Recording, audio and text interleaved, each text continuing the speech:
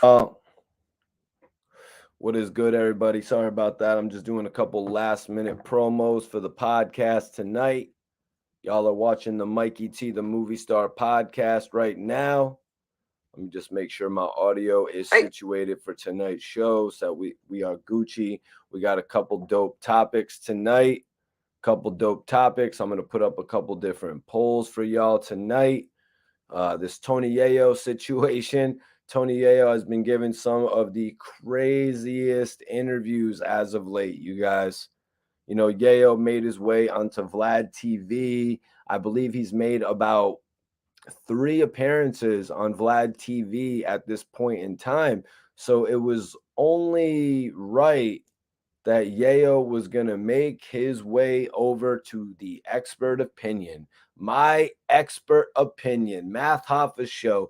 And guys, this interview is like the level of intensity, the intensity level for this interview that Math Hoffa is doing with Tony Yayo and Uncle Murda as well. He's on the set. You know what I mean? Uncle Murda's actually on the set as well. So that the level of intensity for the interview is just crazy. If you guys haven't seen it, I suggest you check out a couple pieces of it. But I thought it was really interesting how Tony Yayo exposed the game. Tony Yayo exposed the game like no other, you guys. He actually went in on him over his relationship with Jimmy Henchman. His relationship with Jimmy Henchman was actually brought into question because of the fact that Jimmy Henchman, a lot of people out there know that Jimmy Henchman's relationship with Tupac was crazy. You know, they say Jimmy Henchman actually set up Tupac in that whole quad studio situation. They say Jimmy Henchman was behind a lot of different shit. You know, the G Unit beef is a totally different thing. You know what I mean? 6 degrees of separation, I guess, will bring you right back to the game, though. What is cracking? What's up, my guy? Cleaver, what's popping with you, bro? Congratulations. My dude actually just got married. He's on his way. Yeah, you're on your way for the honeymoon, right? We're actually both traveling to the same spot. What's up, Sam? Appreciate you tapping in, bro. VA. Oh shit. Funny enough, VA is in the building. That definitely neighborhood all-star. That's my bro right there. Appreciate you tapping in from Cali. Rest in peace to Coolio. Rest in peace to Coolio, man. Jesus, that news took me by storm yesterday. You know, I that news just took me by storm. I actually saw a lot of people were posting their last memories with Coolio. I believe Yayo and 50 Cent both posted some of their memories with Coolio, which was awesome.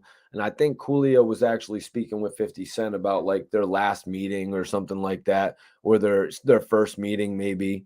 You know, it was just kind of iconic to see those two, you know, celebrities, those two, you know, major figures in the music industry face to face. Rest in peace to Coolio. You know, there's a lot of people out there that, you know, they're gangster's paradise. You know what I'm saying? How old were you when you first heard that shit? You know what I mean? And it still resonated.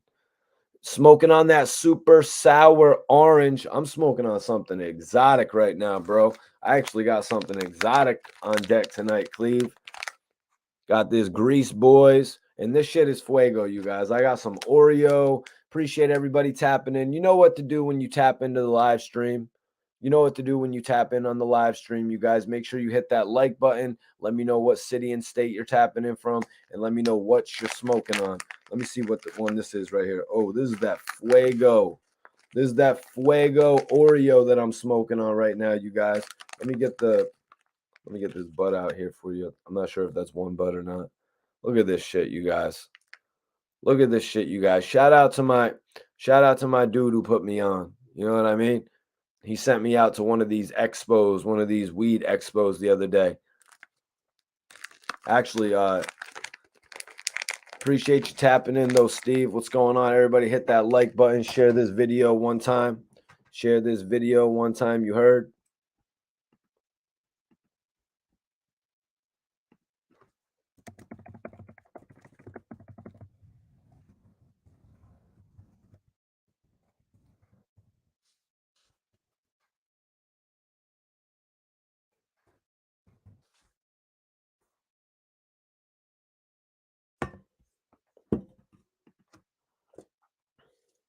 Hell yeah, man. Yeah, I'm messing with this shit right here, man. This shit is really good. This is that Oreo shit. Wow, that shit looks amazing. I got some Skittles too.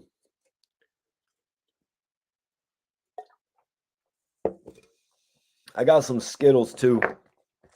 What's that? Where's my L?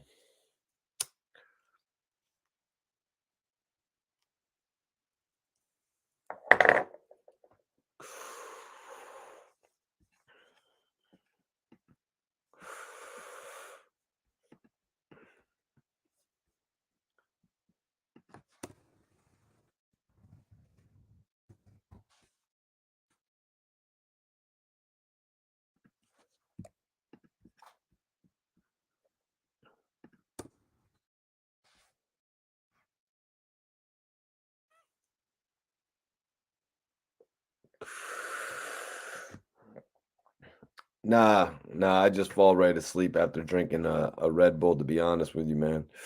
Shit doesn't really keep me up. I be drinking Red Bull for the taste. Smoking on that pound cake.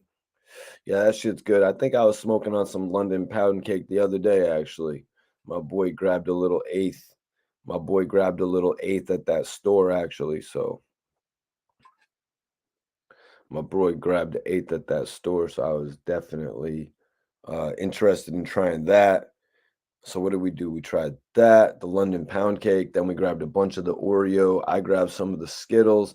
And there was some other shit, some garlic shit that was like 20, 30. It was like 38%. Shit was crazy.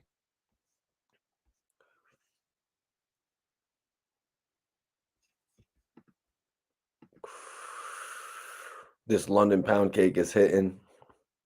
Yeah, I never got that one at the dispensary.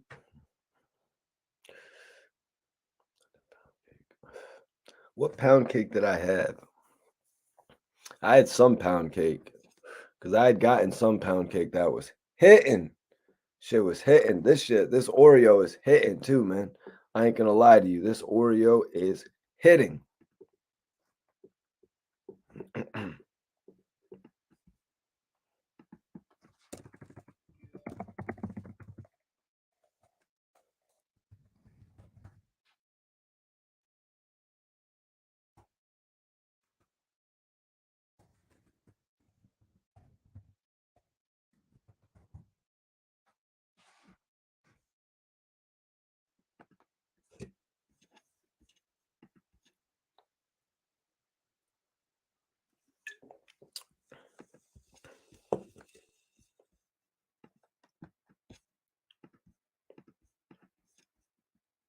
What up? What up? What up, Eddie?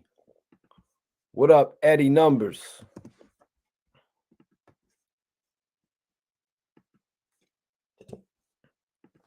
What up, would you, Eddie?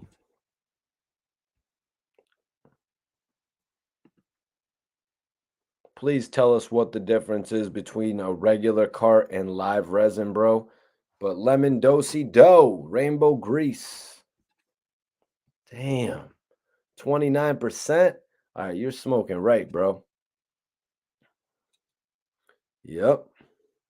Yep. Yep. My guy right here. We're going to get into that Philly throwback. So Gangsta. Is that what the track was? Produced by who? Produced by Manny Fresh. Also, there was another track on there with Gilly. Oh, yeah, you know we're going to be talking about some of the major figures projects with Cash Money tonight, specifically the Undisputed joint.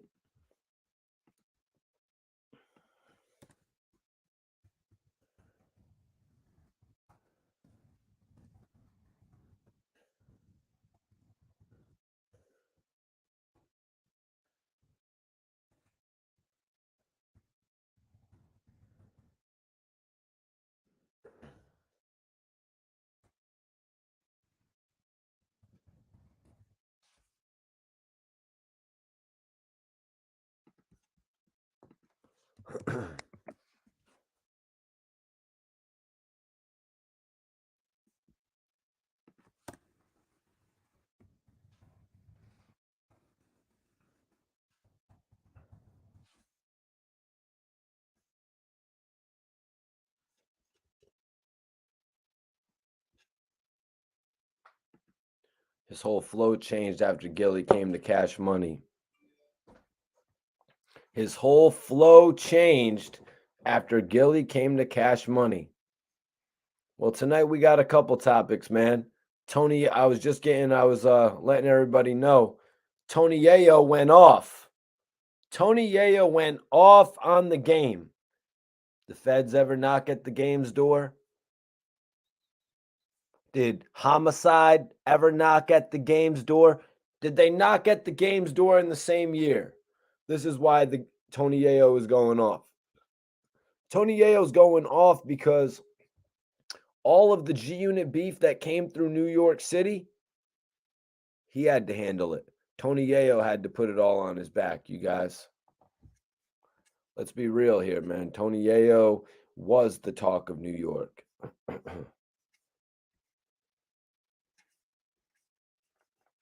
Yep, the Undisputed soundtrack. Who doesn't remember what the Undisputed movie was? Vin Rames, Wesley Snipes. Everybody hit that like button, share this video. Let me get that poll up for y'all.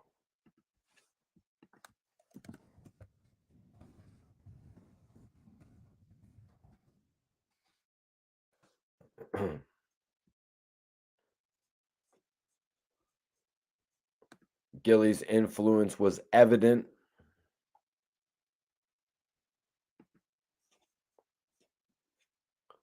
What were you saying, bro? What did you see on the Hoffa and Yayo interview?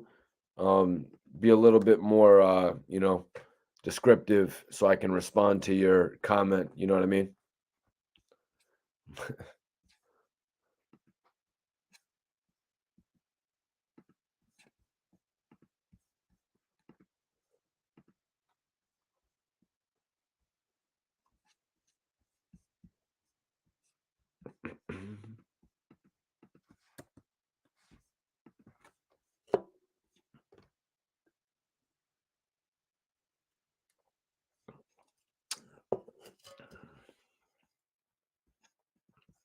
So let me see here. We're going to get this shit started off right.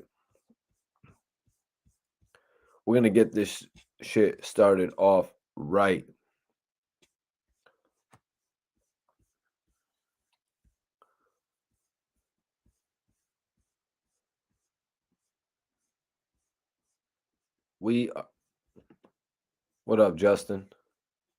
So, some people are asking the question about, so Dutch was on Big Thuggin's podcast, the Big Thuggin podcast with Hot Boy Turk. And he asked the question, and he said, if you want to ask about the beef with Gilly and Lil Wayne, you really got to ask Gilly. So, what did I do, you guys? What did I do? What do y'all think I did? Here's what I did. It's the king in Philly.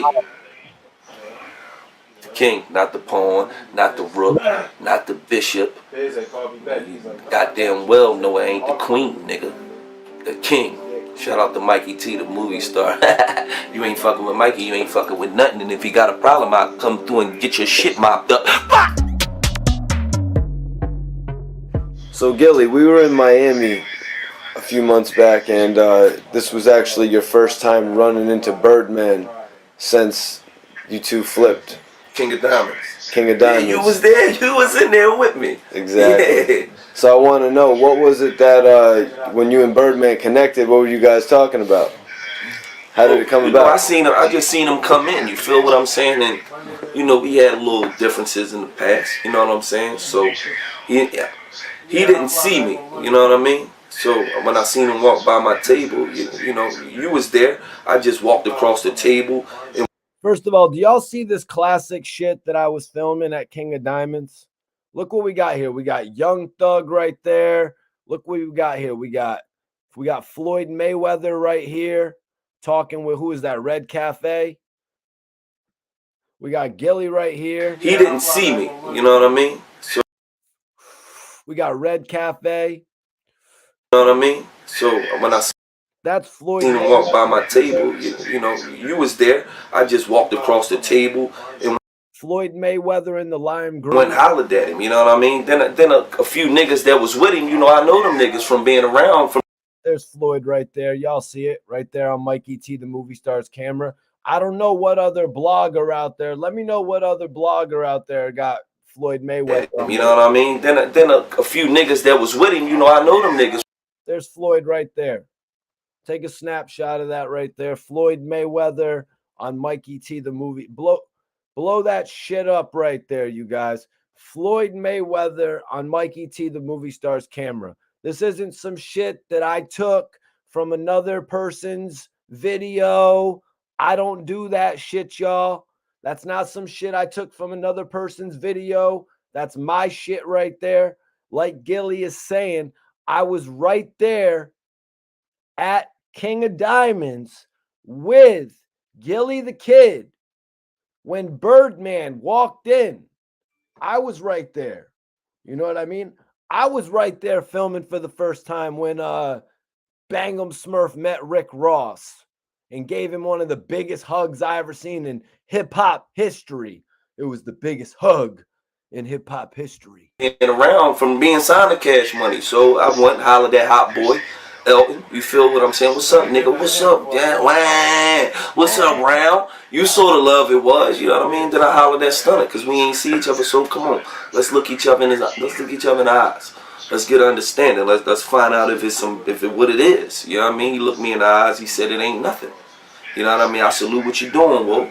You know what I'm saying? I see you out here, you shaking and moving, you doing you. I salute you. I said, well, I salute you back. And you know, keep doing you. Y'all been doing y'all for years. Just keep doing you. You know what I mean? And then we chopped it up a little bit more out back. You know what I mean? By the trucks and shit. And out back by the trucks. And if you know, you know. At King of Diamonds, out back by the trucks, it's where all the celebrities hang out. You know what I mean? After the joint, so everybody's pretty much back there chilling, talking, man. King of Diamonds is the lit scene. And yes, this is the same spot where Casanova got into all that shit. This is the same spot where I think Pooh Shiesty got hemmed up at King of Diamonds too. Am I mistaken? Excuse me if I'm mistaken, but I believe so. Many stars. I mean, I even filmed Chief Keef and Rose and all them at King of Diamonds, man. An amazing nightclub. Now, if you want my strip club review of King of Diamonds, I mean, we're just not going to do that today. But let me just say, I've seen various showerings.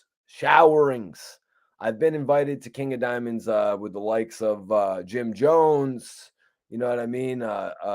Filthy Rich, my guy AG Cubano. They all made it rain up in that bitch, man. So I got to say, I've had quite a few fun times at King of Diamonds. But I do not eat at strip clubs. It's just protocol for me. You know, it was all love. You know what I mean? I ain't got no issue with them niggas. You know what I mean? I never really had no issue with them niggas like that because, you know, that shit was some rap shit. You know what I mean? Like Wayne was like my little bro when I was on Cash Money. You feel what I'm saying? So that was never gonna turn into no real beef. Understand? See right there, he addressed the Wayne beef. You know what I mean? And you know, like Dutch told Turk, he was kind of like, "Yo, if you want to ask about the if anybody asked me about the situation with Gil and Wayne, I usually say the best thing to do is to ask Gil about it." You know, me being the guy who does interviews, when I am a part of an occurrence like I happen to be, because I lived in Florida at the time. I was living in Hollywood, Florida at the time. I guess that was Broward. So I'm living there a number of years. My bad for not knowing the Broward and Dade and all that type shit. I know what it's like to get arrested in both counties and see what the damn system plays out like in both counties. Me and Gunplay were actually having a conversation about that. He was like, "Mikey T, what did you do?" I'm like, "Yo, Gunplay, chill out, G's. Chill out, G's." But yeah, so no, the situation Casanova got hemmed up at a situation in Miami as well, too, bro. Beef from artificial beef. You feel what I'm saying? That's artificial. That's rap. Like Wayne was like my little bro when I was on Cash Money. You feel? Wayne was like the man's little bro. These guys were like bro. What I'm saying, so that was never gonna turn into no real beef. I understand real beef from artificial beef. You feel what I'm saying? That's artificial. That's rap shit. That's not beef. That's rap shit. So I just wanted to, I like to get understanding though. You know what I mean? So, Gil, being around those two a lot, in the studio and maybe, out in the clubs or whatever, could you see them getting back together in some time? I mean, I don't know, man. You know what I mean? This was obviously when the $51 million lawsuit was going on. You know what I mean? And was that a contributing factor? You know what I mean? Was that a contributing factor in Birdman putting aside all of his differences? The fact that his golden boy, Lil Wayne, the dude who, he literally put Cash Money on Lil Wayne's back. You know what I mean? And now, 10 years removed, 15, whatever, however amount of years removed we are from that situation, now he's lost him. Now he's actually lost Lil Wayne. Lil Wayne is gone. Lil Wayne doesn't even need to sign with Jay-Z at this point. You know what I mean? How it was going to happen in the first situation when he was going to, after he already lost BG to the Independents, after he already lost Juvenile to, just becoming too big of an artist, after he lost Manny Fresh, for Manny Fresh probably realizing, what do I need a partner for? You know what I mean? He lost all these guys. He lost his whole team pretty much, in my opinion. We saw Birdman add so many different artists to the roster in following years. You know what I mean? While they were all together. And I'm talking about before the string of success that he had with Young Thug and Rich Homie Quan. Excuse me for not knowing his name right off the bat. I was almost going to say Rollo, but we all know Birdman's relationship with Rollo actually came after that. We all know Birdman's situation with Rollo actually came after that. Rollo said some shit about Birdman offering him $500K. And Rollo was like, no, I'm not taking $500K. Sometimes it's better to do the deal, man. You know what I mean? Unless at least you would have an in. You know what I mean? At least you would have an in within the industry, guys, if you actually did the deal. Allegedly, Cash Money, Mikey T. Wayne is suing him for $51 million. So, you know what I mean? So, if they don't ever get back together, nigga got 51 million reasons why not. You know what I mean? But, hopefully them niggas will work their differences out, man. You know what I'm saying? At the end of the day, that's not even really my business. You know what I mean? Because one thing I've never accused Stunner of is not paying me mines. Well, there was the one occurrence, I guess Gilly had a check for the odd sum of $8,000. He had a check for the odd sum of $8,000, you guys, and he went to cash the check, and they were like, no, this check isn't going to fly. And then Gilly was like, whoa, that check, that is a Cash Money check, damn it. You know what I'm saying? So Gilly did tell that one situation. Just wanted to bring it up. That was a money situation right there. I mean, if you have an $8,000, even how odd the sum is, you know what I mean? It's like, hold on, eight, dude, I've been chilling with you for like 7 weeks. $1,000 a week. Problem, you know what I'm saying? So, nigga, you know what I mean? Nigga don't owe me nothing. So I ain't had them problems. The current status of your debut album, Welcome to Philadelphia. Welcome to Philadelphia. Y'all could hear everybody in the background of the interview. This was like my second or third interview with Gilly the Kid, though, in all honesty. But yeah, you could hear everybody in the back of the interview. Put some damn respect on my interviews. You know what I mean? You could see that Gilly and I would go on to create some major, major classics in the future where everybody would just be like, shh. You know what I mean? Everybody, shh. No more talking in the background at a certain point in the Mikey T, the movie star, and Gilly the Kid interview. Everybody was just shh, just because they were so interested to hear what Gilly would say, what new catchphrases he would actually create. You know what I mean? All that different type of shit. So Tony Yayo.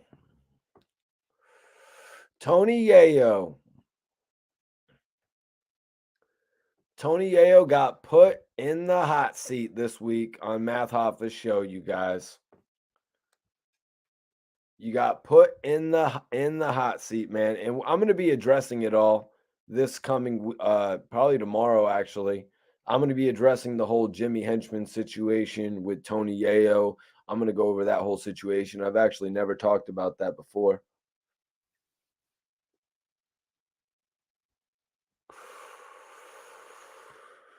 But let me just say this. You know what I mean? Let me just say this. We're going to talk about 50 Cent, the feds, Murder Inc. Everyone was, hearing about the claims of Murder Inc. being funded by drug money. You know what I'm saying? Nobody ever did that to Death Row, though, right? I mean, look at Harry O. Look at that connection. But nobody wanted to talk about that. They were more like, keep making the hits, man. They had gin and juice. We don't care about who funded it, man. We love gin and juice. 50 Cent. 50 Cent could have played fair, you guys. Could have did his made back down. You didn't have to go that route. But we're going to address all that exclusively. We're going to address all of that shit exclusively tomorrow. Yeah, Harry O got screwed. Harry O got screwed, you know what I mean? But still, back then, Suge Knight wasn't actually brought up. Suge Knight wasn't actually brought up in all of these charges and shit. Kind of crazy enough. You know what I mean? Even 50 Cent and G Unit avoided all of these charges that are being thrown at the likes of, the younger generation of artists. They're being thrown at all these charges, man. It's kind of crazy to see them all really get picked off before their careers even start. Like Bobby Shmurda's whole career, they basically halted his whole career. And they're currently doing that to Pooh Shiesty right now. After Pooh Shiesty developed some success, look what's happened with Pooh Shiesty's career, you guys. They've got him hemmed up in a crazy situation. What up, what up, what up? Appreciate you tapping in, Mac. Appreciate you for tapping in.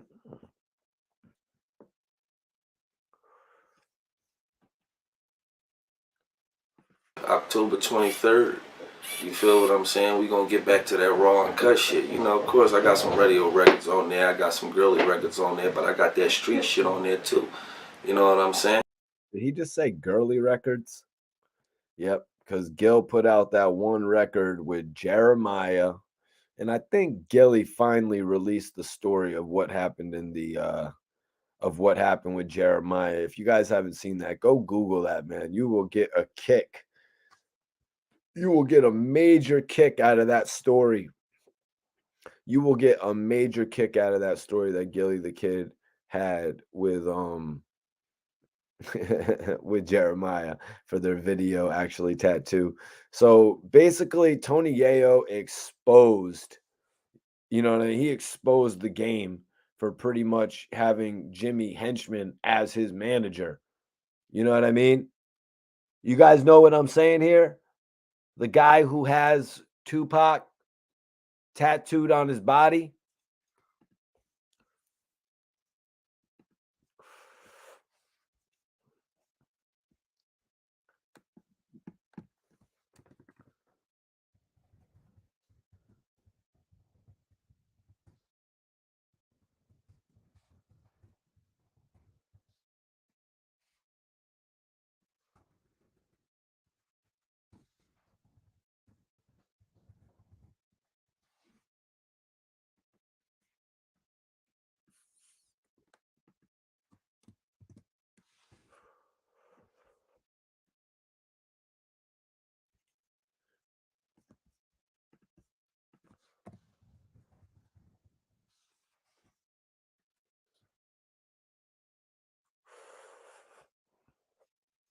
What up? What up? What up, East Detroit?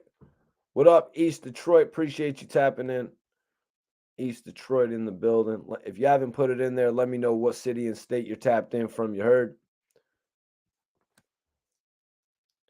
Put it in the city. Put the city and state in. Let me know what you're blazing. All that good shit. You heard?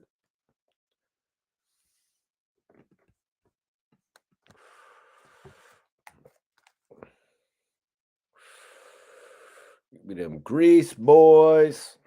I guess that's what it is. I never heard of it before, but it's some good shit. Some good shit. Oh yeah, I got a little bud right here. Got a little bud right here. Shit is fire. Oh damn, that's some of the Skittles actually falling off of it. Skittles. This is my first time getting Skittles. What do you mean, corny Jeremiah, bro? What do you mean, corny Jeremiah? Jeremiah actually, at that point, well, Jeremiah's a lit guy to have on your hook, man. You know, he really came up. In my opinion, Jeremiah came up since the first Birthday Sex record he had, man. Like, he really excelled so much more. You know what I mean? He excelled so much more in his career and developed with his sound. Now, the record that Gilly did with him, it was called Tattoo. Maybe I'm not sure. Maybe it wasn't the best theme or something like that. But I mean, shit, you got to try something new. You know what I mean? Who knows? Tattoo could have took off. But you got to always try to do something new. You know what I mean? Rather than just following the trends. Imagine if the song was just called like Set It Off. You know what I mean? Or you know what I mean? Some corny cliche shit like that. Well, yeah, Gilly put a lot into that Jeremiah hook. And let me ask you, man, who would have you thought would have been a better hook? Who would have done a better job? It's not as easy as saying, oh, Ja Rule shouldn't have put Bobby Brown on Thug Lovin'. He should have put Usher. You know what I mean? I looked it up. The timing isn't really all the way there for that. Yeah, came out a few months after that, so it really wouldn't have timed out right. But let's be real. Who else would Gilly have put on the record other than Jeremiah? Like that would have been in his range. You know what I'm saying? Because it's not like Gilly could have went and got Usher on the joint, which would have been amazing. You know what I'm saying?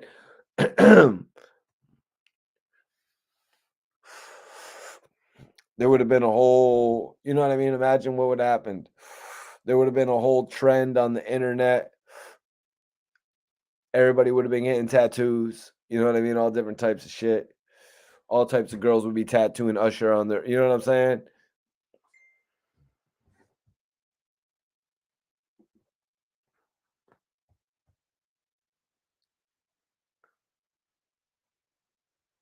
Damn.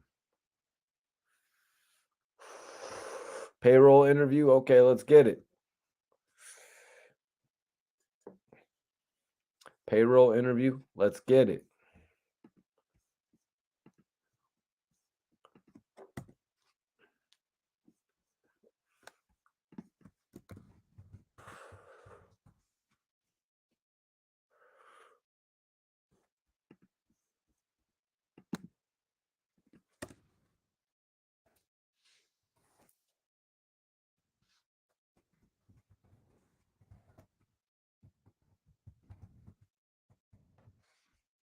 Another thing I want to bring up.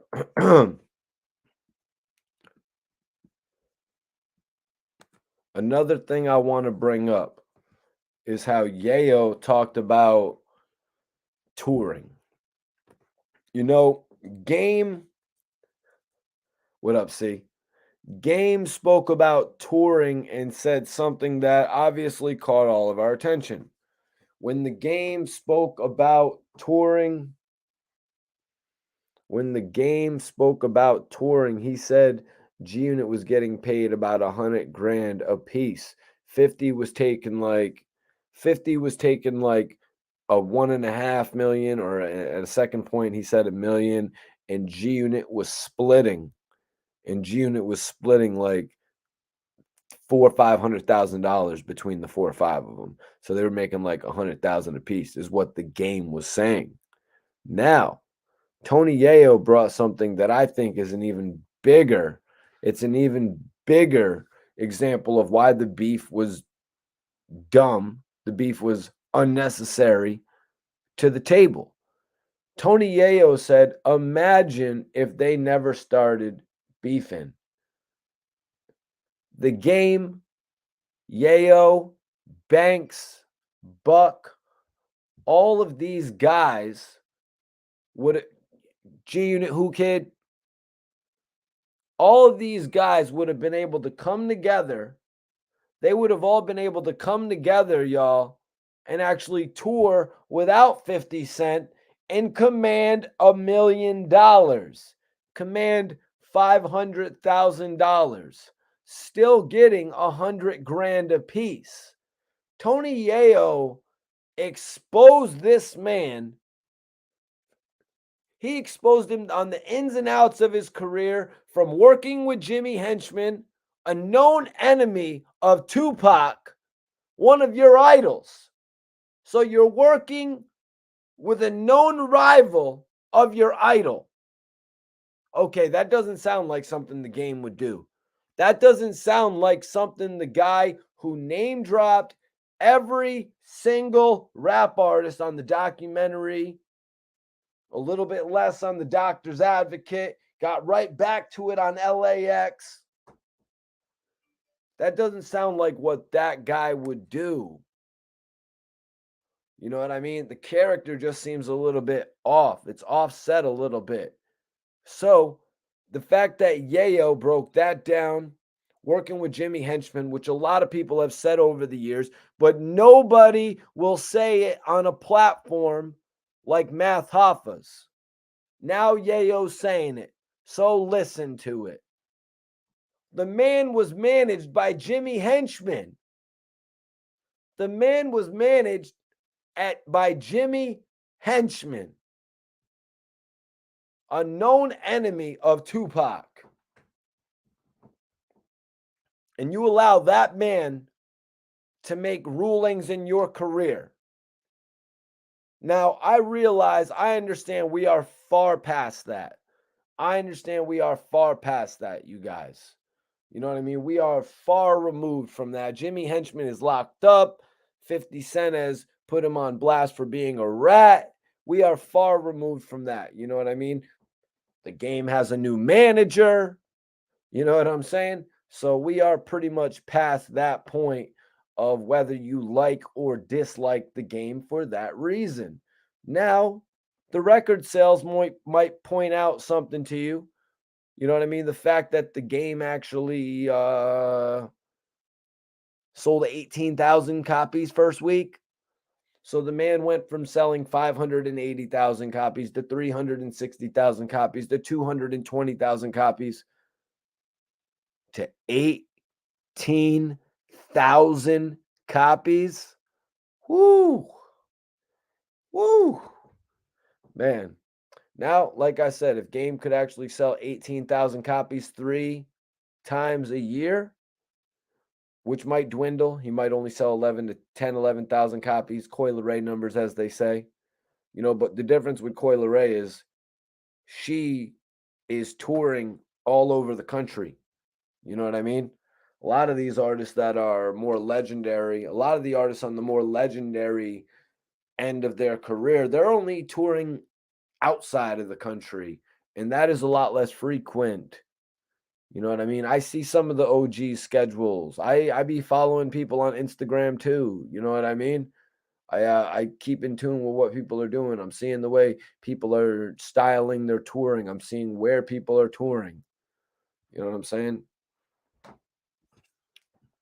So yeah, I'm really glad that Yayo actually got an opportunity to bring up these points. You know what I mean? I'm glad that he got the opportunity to bring up this point of how G Unit could be together till this day outside of 50 Cent touring. G Unit could be together to this day outside of 50 Cent. And I'm sure 50 would probably go there as well. Because why would you not be somewhere if you're going to get paid $200,000 or $300,000? I know 50 is doing Power. I love BMF. That new show that 50 has coming out looks good. What is it called? Hip Hop Homicides or something like that. 50, better reach out to me for some of the shit that I got for that. Yeah, Fifth. I think it's time we extend that olive branch. But no, guys, I got some real dope shit coming up. I'm going to be doing an interview with Hot Boy Turk. Obviously, I'm still unraveling the Kid interview, but I'm putting together one of the best Hot Boy Turk interviews that I can do. If y'all didn't know, I know y'all saw the interview with Hot Boy Turk on Drink Champs, but Kevin Hart actually did an interview on Drink Champs. I think it was the very next interview to Turk. So that is legendary in itself, just the ordering of it. You know what I mean? And Kevin Hart actually gave Turk his flowers. Kevin Hart, and if you guys didn't see this, I'm telling you right now, Kevin Hart actually said that Hot Boy Turk and Kanye West had the best interviews on Drink Champs. How amazing is that? You know what I mean? How amazing is that? That shit is pretty dope. So major shout out to Turk. Like I said, I'm putting together an interview with Turk. I also have a very dope interview coming up out of New Jersey. I'm going to be doing an interview with Big O. You know what I'm saying? I got a dope interview. He represents Jersey. So I'm looking forward to those two interviews right there. But, you know, I'm just always on here reporting the live news, doing the live interview reactions. We had Dutch, who was actually doing an interview with Hot Boy Turk on the Big Thuggin' podcast, which y'all need to tap in with as well. Shit, I was meaning to put Hot Boy Turk's channel up on my YouTube today. I also plugged in Kid's YouTube channel on my YouTube as well. So I'm going to put a plug in for the Big Thuggin' podcast. Hot Boy Turk has a exclusive podcast, y'all. So y'all need to go check that out. He actually had Birdman's brother on there. He actually had Dutch on there now. And Dutch pretty much explained how he linked up with Birdman in the first place. He actually explained pretty much how he brought Major Figures over to Cash Money because of the fact that Dutch and Spade were signed with Interscope. Dutch and Spade broke off from Major Figures as a duo, just like Gilly broke off as a solo artist. So this group, Major Figures, was actually attaining multiple deals. They were actually attaining multiple deals based on their group status. You know what I mean? Kind of on some Wu-Tang shit. You know what I mean? How all the members of Wu-Tang broke off and signed with different labels. So it was very respectable. You know, Dutch actually had some crazy shit to say about how he, Lil Wayne, and Birdman potentially could have put out an album called The Birdmen. Birdman, Lil Wayne, Birdman Jr., Birdman Jr., and then Bird the Third, Dutch, known as Bird the Third. Interesting concept right there behind all of them actually coming, if they would have all come together as a group. You know what I mean? I was thinking about that and I was like, Birdman always had so many ideas. You know what I mean? It's obvious when you have so many ideas that not all of them will come to fruition. You know what I'm saying? You're going to have so many ideas, just like how they say with artists, you invest in 10 artists, one or two of them is going to blow up. And that's going to be the thing that takes off and takes care of everything else financially that you've spent money on. You know what I mean? You're going to have a million ideas in your head. You're going to write down hundreds of ideas. You know what I mean? It's on you to take it to the next level from there. Kenny, you know, I actually did an interview with RJ Payne. If you haven't seen that interview with RJ Payne, go check that shit out. Maybe I should do a reaction video to my interview with RJ Payne because I really got him to break down things for me since the beginning of his career. RJ Payne gave me an amazing interview, man. RJ Payne gave me an amazing interview, man. I got to give him props for that. Now, Hot Boy Turk asked Dutch the hard question, though. He asked him the hard question about how if he had feelings about Gilly, since Gilly's had success. He asked him about, they spoke about writing for Lil Wayne. You know what I mean? That's why y'all, it's pretty simple. Just type in Hot Boy Turk, Big Thuggin' Podcast, Hot Boy Turk, Dutch, Big Thuggin'. Hot Boy Turk's YouTube channel is going to pop up, y'all. Like I said, I'm about to put a link to that on my actual YouTube page just because Turk is really doing his thing and I want to show love where I can, just like Turk coming in on the channel and actually he's going to do a new interview with me, he said. And that's what the real shit about Turk is. That's one of his main issues that he was saying he was having with Gil was that they weren't getting a phone call picked up. You know what I mean? Sometimes phone calls would get pushed to the messenger or whatever. You know what I mean? Some shit like that. He wasn't hearing from him as frequently and shit. So that's why I hope in all honesty that like him working with Dutch, it's going to show Gil and it's going to more than likely get Hot Boy Turk on $1 million worth of game. I'm just saying, man. I'm just saying.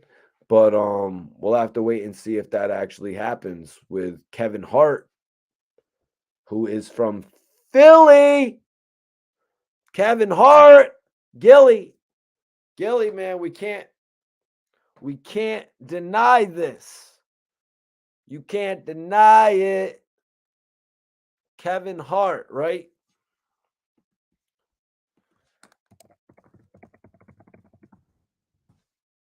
Can't deny it. Kevin Hart is a Philly-born boy. You know what I mean?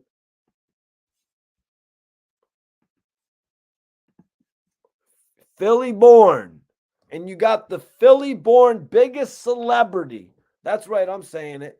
The biggest comedian. Do I got some of that weed left? No, I got to roll something up. The biggest comedian. It's not even that anymore. It's just the biggest actor right now.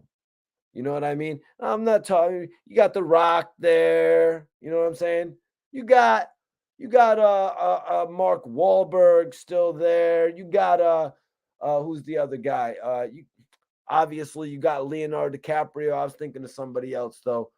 But Kevin Hart, I was gonna say Will Smith. That's right, Will Smith. Shout out Big Will. We forgive you for Wild Wild West, big bro. And After Earth.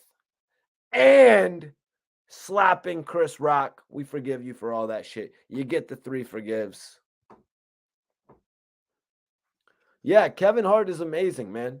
Kevin Hart is amazing when it comes to comedians, when it comes to or comedic films, and Kevin Hart is amazing when it comes to a film like The Upside, I believe it was called, with him and the dude from the Breaking Bad show or something like that. I'm sorry, guys. I don't watch the Breaking Bad show.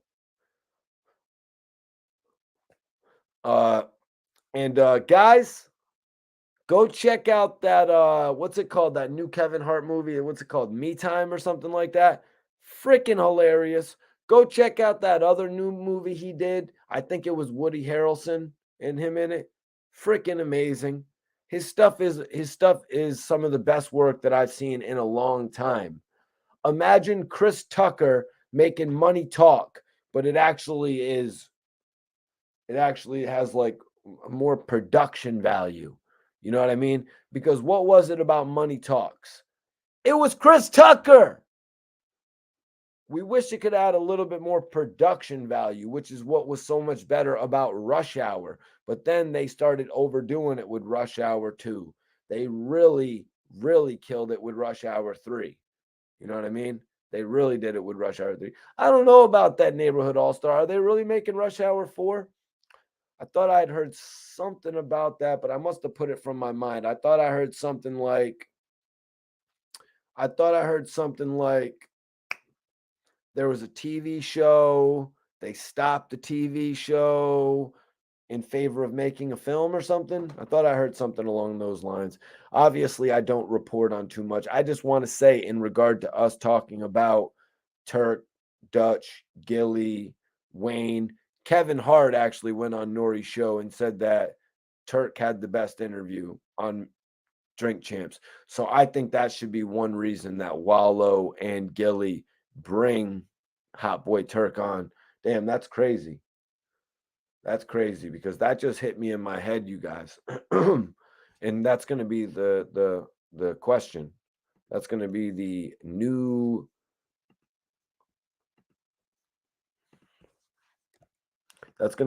poll question, you guys. Oh, Chris Tucker is hilarious, man. And Kevin Hart's amazing. And Kevin Hart is funny as hell too. What are you talking about? Kevin Hart is funny as hell too. Don't you remember seeing Kevin Hart in that movie? Was it the movie with The Rock and Jason Statham, where he pops up in the jet with it, or he pops up in the plane? He's like, "Hey guys, I'm the third guy. I'm the third man here, right?" And they're like, "There's no third man. There's no third guy. But theoretically, if there was a third guy, I'd be the third guy, right?" You know, and was that was the Rock and the Jason Statham movie where where Kevin Hart pops up, right? I love Mike Epps too, though, man. It took me, I'm not gonna lie, it took me a little bit longer to not respect, but understand Mike Epps' comedy. Like the way that he just shoots off at the mouth. It kind of reminded me of myself a little bit to a certain extent. You know what I mean? It's like, wow, this guy just shoots off at the mouth and it's funny as hell. And I really like his new series, Meet the Blacks. Like the way that he intertwined the first one with it's first of all, it's horror movie spoofs. And the first one was a spoof of that what was that one where you could basically do whatever the hell you want for 12 hours. And then the second one was a spoof of some vampires and shit. He's amazing. What up? What up? What up? Indiana's in the building. Yeah, Martin Lawrence is great too. But I really just wanted to point out that I just had that crazy thought, and I'm putting up the poll now. Should Gilly and Wallow have Hot Boy Turk on $1 million worth of game? I'm bringing this to the table, you guys. Hit that like button, y'all. I'm bringing this to the table because honestly, y'all, Kevin Hart from Philly went on Drink Champs and said that Hot Boy Turk had the number two. Him and Kanye West best interviews. So Gil, I really implore. I don't know if Gil's watching this shit. You know what I mean? Gil's the big homie and shit. You know, Turk is the big homie too. Both of those guys have actually like shown me a lot of love. You know what I mean? Turk, since he got out of jail, you know what I mean? Came to Florida, did interviews with me. Gilly, since 2013, holding me down. You know what I mean? Real shit. So I think Gil, Wallow, Kevin Hart said that this man was an amazing interview. I think you guys are doing the best interviews in the game. So why wouldn't you interview Turk? You know what I mean? It's going to be a great interview. In some instances, you guys, we all know Gilly's show is more triggered toward the upcomers. That's why major figures haven't been up there. You know what I mean? Hopefully they do get up there for a like at a certain reunion time. You know what I mean? Maybe like an anniversary of some sort, and Wallow and Gil and Dutch and Bump and Ab Lava and Spade and Bianca, they can all go on and do a show. I think that would be amazing if they did something like that, because I'm not actually particular of the dates. I'm not particular of the dates and everything, but if they did something to actually commemorate, because what I'm saying is Gilly and Wallow's show is for the younger generation. It's for the Kodak Blacks. It's for the Lil Durks. It's for the, you know what I mean? The rising talent. You know what I'm saying? But they've done shit like Mace after the beef arose from the Fabio Foreign joint. You know what I mean? So it's not typical. So that's why I'm saying you can't really look at Gilly like he's just hating to hate. His show isn't like Joe Budden's show. You know what I mean? His show where Joe Budden brought up Lloyd Banks. The Breakfast Club has a show every Thursday. They were doing Thugged Out Thursdays. No, sorry. No, that was my boys. That was my boys Ching Bing. That was my boy Ching Bing from you know what I'm saying? Salute Ching and salute all the guys over there that work with Nori. You know what I mean? They were doing Thugged Out Thursdays. I was actually talking about what was the other joint, guys? What was the other joint I was just talking about? Now I got to thinking about that time I was at the Thugged Out Thursday event. AR-Rab was up in that bitch. Mad People was up there, man. Shit was lit. Yeah, Mace is a legend.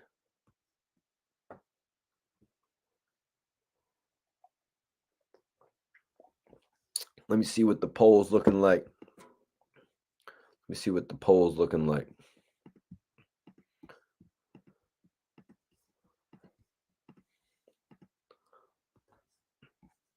Yeah, Gilly needs to have Hot Boy Turk on there because he needs to have Hot Boy Turk on there, bro, because honestly, he could really get some key stories out of him. He could really get some key stories out of him. You hear what I'm saying, guys? Why do I say that? Because Gilly and Turk would jump on live together back in the day. You know what I mean?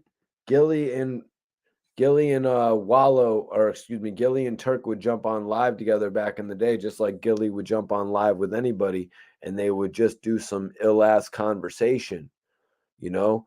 So right then and there, they would talk about some of the most controversial shit. Yo, bro, what was it that Birdman really used to do to you back in the day? Da da da da da. How much did you settle the deal for? Da da da da. You know what I mean? All that type of shit he could really air out on $1 million worth of game. Of course, if there's NDAs, there's NDAs.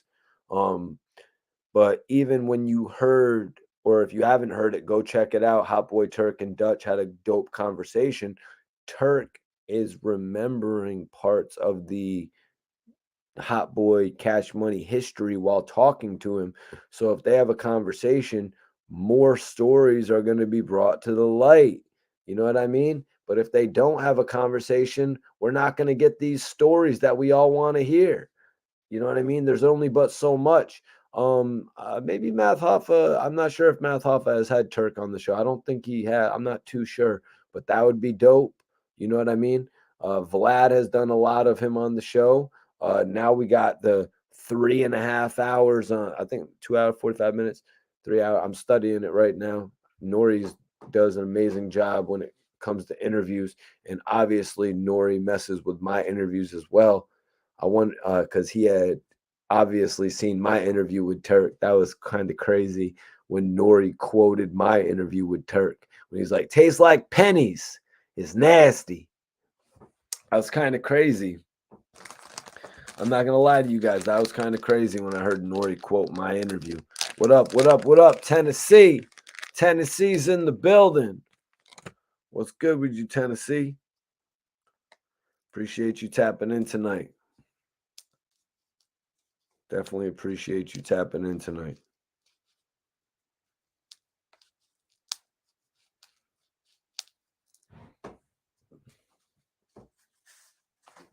Nah, Nori's the dopest, man. Nori's the dopest. Got a chance to link with Nori a couple different times.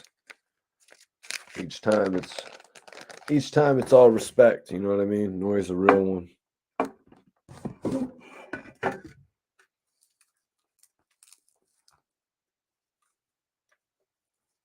Yeah, man.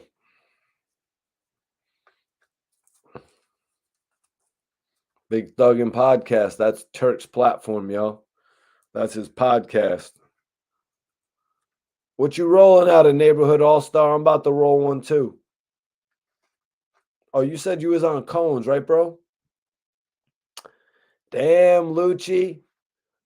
I was on those Russian creams for a second, bro. Bro, I was on them Russian creams for a second. I was on them Russian creams for a second.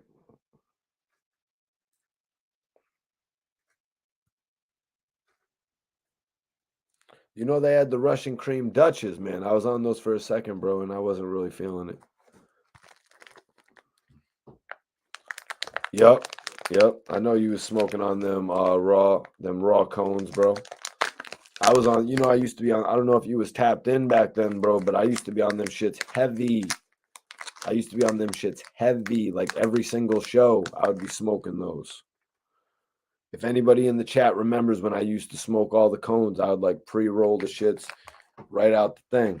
The weed would already come broken up, so I'd just take the raw and I would literally scoop it like that. You just literally twist it, then go up like that, shake it in. But yeah, this bud I got right here, this shit is crazy. I ain't even lying to y'all. Let me see if it looks any different. If you like, everyone's always breaking it open in front of you, like, look in there. What do y'all think? Grade it. Everybody put your grades in. What's my grade? 1 out of 10. What's my grade?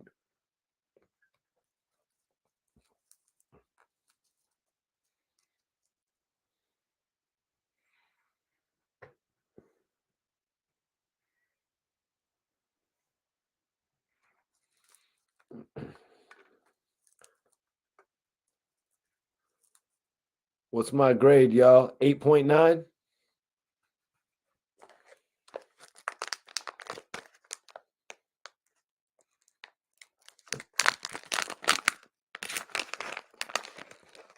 Let me know what's my grade, y'all.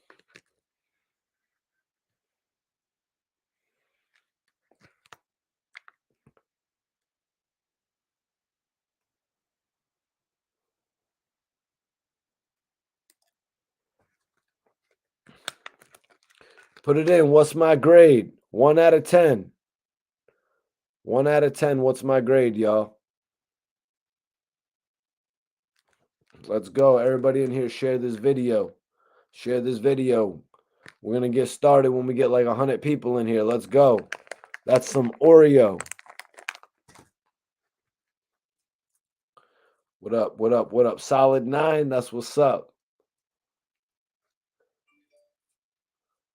Everybody share this video one time.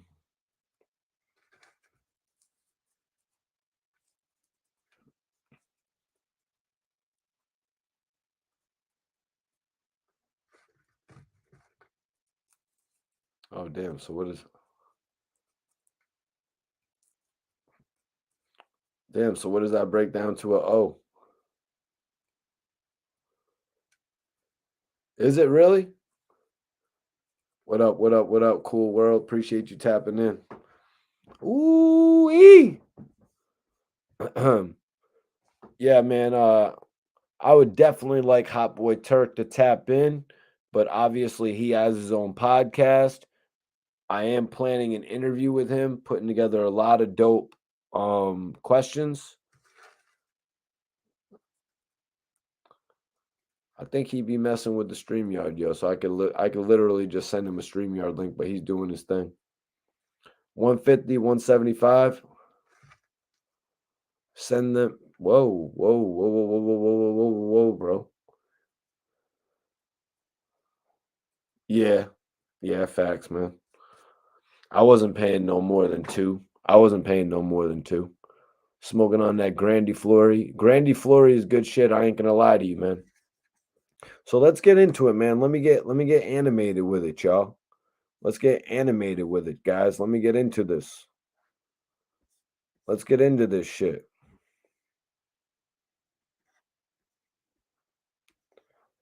Let's get into this.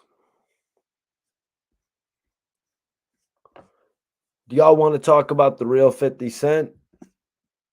Y'all want to talk about the real 50 Cent?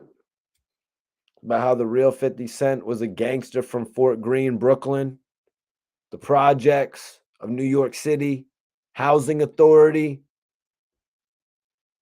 You want to talk about how the real 50 Cent was an official lobby boy? Huh? They've got lobbies in the New York City Housing Authority. Yeah. NYCHA, known for that gun work. The real 50 Cent, he let his little 22 blow all over. He let his 22 blow all over that bitch. And he liked 22s. You want to know why? He keep them in his Timberlands. That's why. Oh, he should have came out with that P90 Ruger to pop at ya. Nah, that shit's too big to conceal. Focus on the raps, 50. Some people like the little deuce deuce. The boom isn't as loud, but it's got enough echo to it. It's got some people are like, why is there an echo? Why is there an echo on your phone when I'm talking to you? What are you in the bathroom? Bathroom? No, I'm in the lobby. That's why most people they ask questions like that. They don't know because they never spoke on a cell phone in a lobby. They're made of the same materials that the jails are made of. You know, I'm not a construction guy, y'all. But does anybody know what type of rock or cement that is in the lobby that literally reverbs everything you are saying?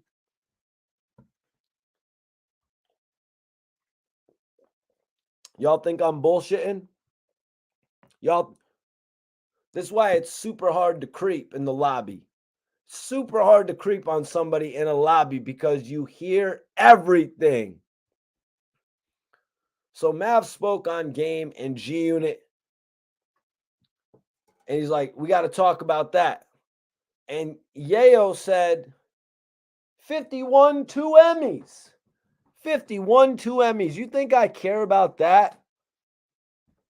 Why is it always 51 this, 51 that? Oh, here's why.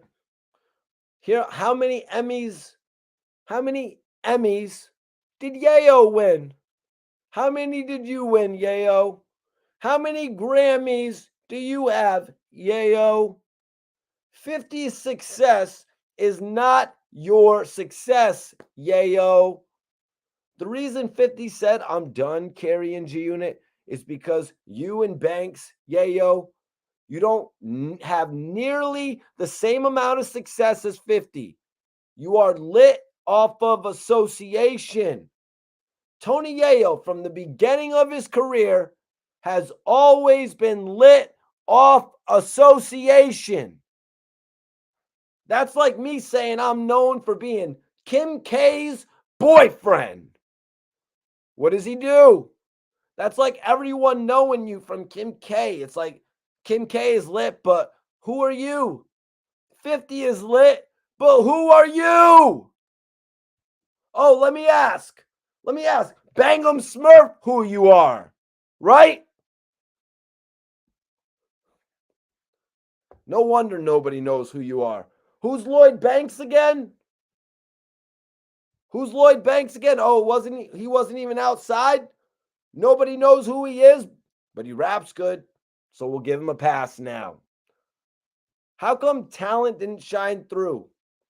You know what I mean? Y'all feeling me? Y'all feeling what I'm saying right now? Are we amped up enough?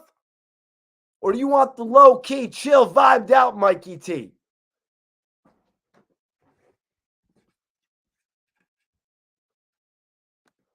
What do y'all want tonight? Because he went off on the game over 50. He had some valid points.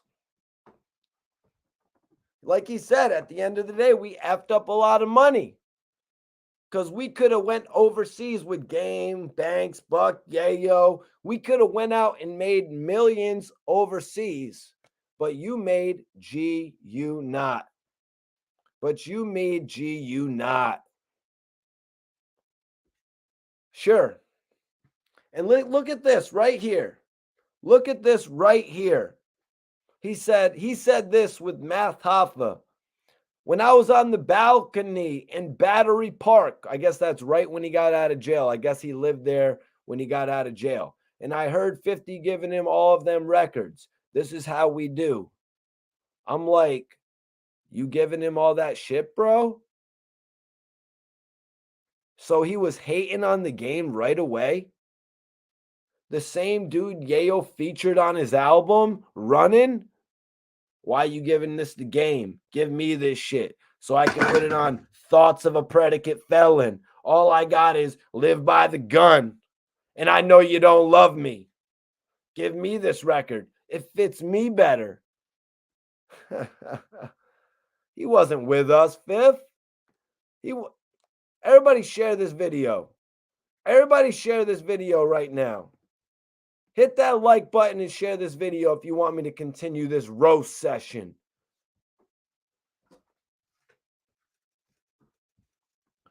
Hit that video if you want me to continue this roast session. You want me to continue this roast session? Hit that like button right now. Let's go. 70 y'all up in here. 70 y'all up in here. Hit that like button. Let's go. Think I'm playing.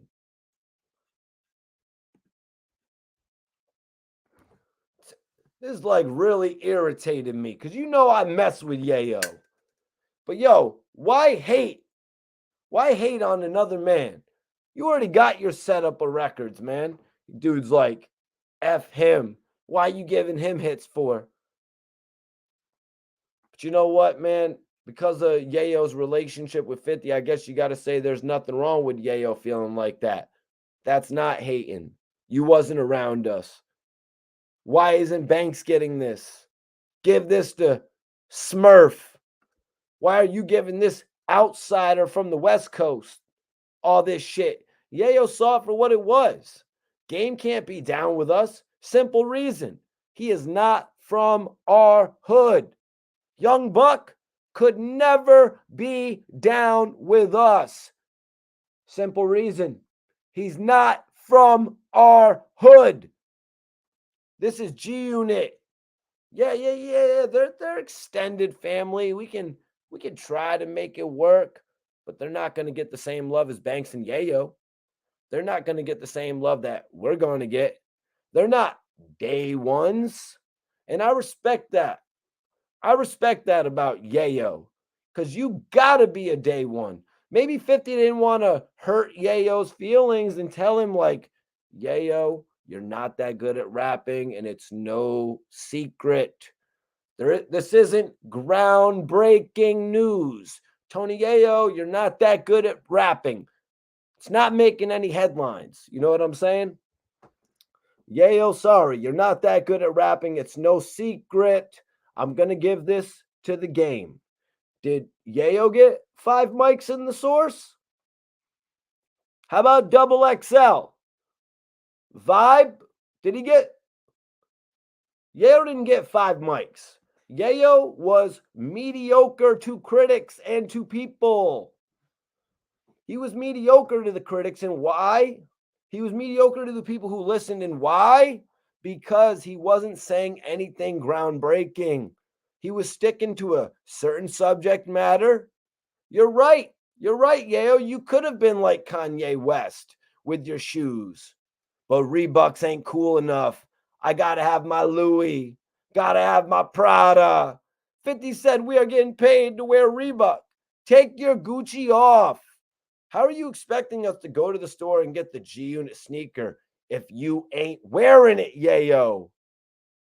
Come on, why would I wear it if you're not even wearing it? How come every time I see G Unit, they're not even wearing the G Unit clothes? I see them in Gucci, Fendi, Prada, Chanel. So why the F would I wear it? I saw Nas wearing Willie Esco. I don't even know what Willie Esco is. I'm a Nas fan. Let me grab some Willie Esco. Jay-Z wearing Rockaware. Let me get some Rockaware. That's the type of mentality the consumers have. Dude, I've never seen them wearing the G-Unit sneakers. But they're supposed to be I got these Christian Dior's. But Christian Dior is not paying your fans, can't afford Christian Dior's either. But they can do the $90, $80 Reeboks, $50 Reeboks. So why are you not wearing your own product? Why are you not wearing your own product? Yayo went off. You got LA dudes blowing up an East Coast dude. What you think dudes in the studio and New Yorkers studios is saying? We New Yorkers, you got to blow up a West Coast dude. West Coast is the best coast. So let me get to this. The point Yayo was saying, who in the West Coast is bumping Tony Yayo, right? The point is, who in the West Coast is bumping Tony Yayo? That is my question. G-Unit didn't blow up on the West Coast. He said, we New York artists, cuz, okay, the East Coast knows you. Who on Inglewood and Slauson is playing Tony Yayo? Let's be real. But who is doing that? But you know who the East Coast and the West Coast are playing? I think y'all know. I think y'all know who the East Coast and the West Coast are playing. I don't know if Tony Yayo's getting played in Slauson, but I know the East Coast and the West Coast is playing the game.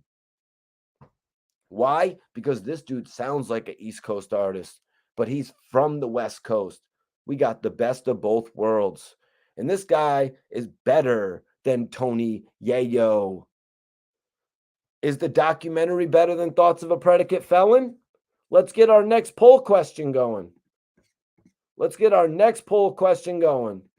I totally forgot. This is definitely one of my poll questions. Put it up in the chat right now if you want to just say what your thoughts are.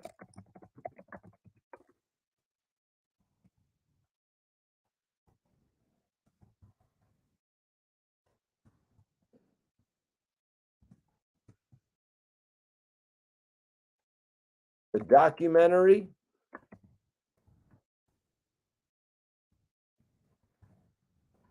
or Thoughts of a Predicate Felon? Two choices. Which album was better, you guys? I want to know.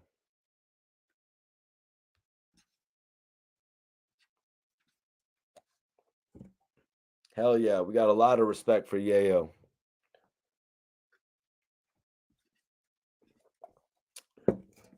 We got a lot of respect for Yayo. It was like the best of both worlds, though, you guys. With the game, it was almost like the best of both worlds. Like I kind of explained, like you wouldn't.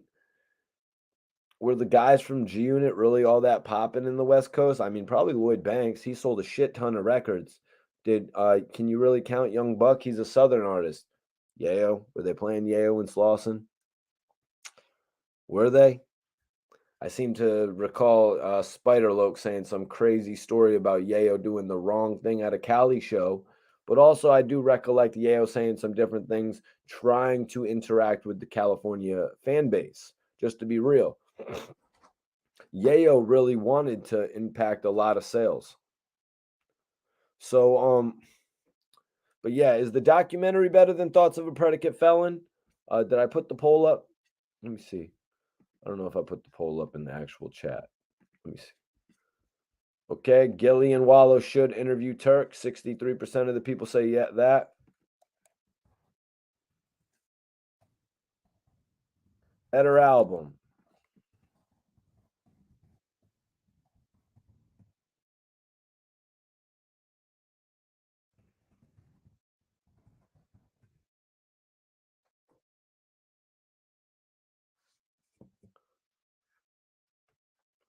Yeah, Buck's album wasn't as big as Lloyd Banks's album, so I don't even know how much credit I'm really going to give him in the West Coast. Lloyd Banks's album nearly sold double the amount first week of you know what I mean? All right, Philly, let me know when you sign that deal, bro. Come holla at me, bro. You know, when you're ready to do the music thing, man. When you got that project ready, come holla at me and jump on the platform, bro. You know we open to you, bro. Come on now. I implore anybody that rocks with Mikey T, the movie star, if you sign a major deal, you better come holla at me and let me know what deal you signed. You know, I did a lot of interviews with a lot of cats before they actually signed deals and shit like that. How many of them actually come back after? I'm just messing with you, man. A lot of everybody that I work with pretty much keeps it real.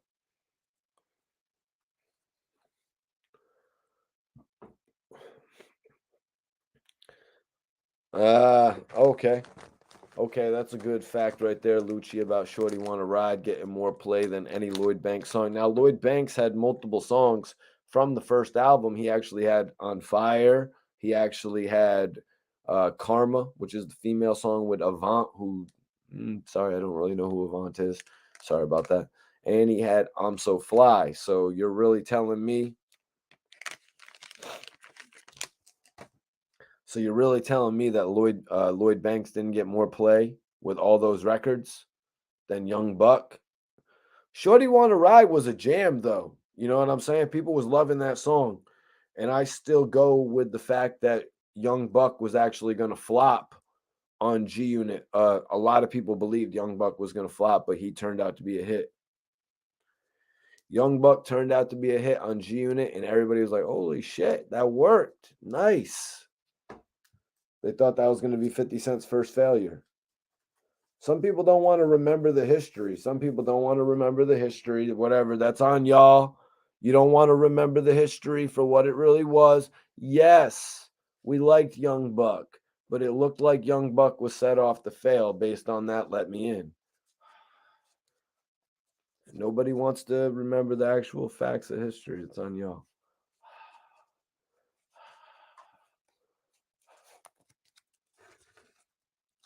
Yeah, I'm rolling up right now, man. I don't give a flop. I'm rolling up.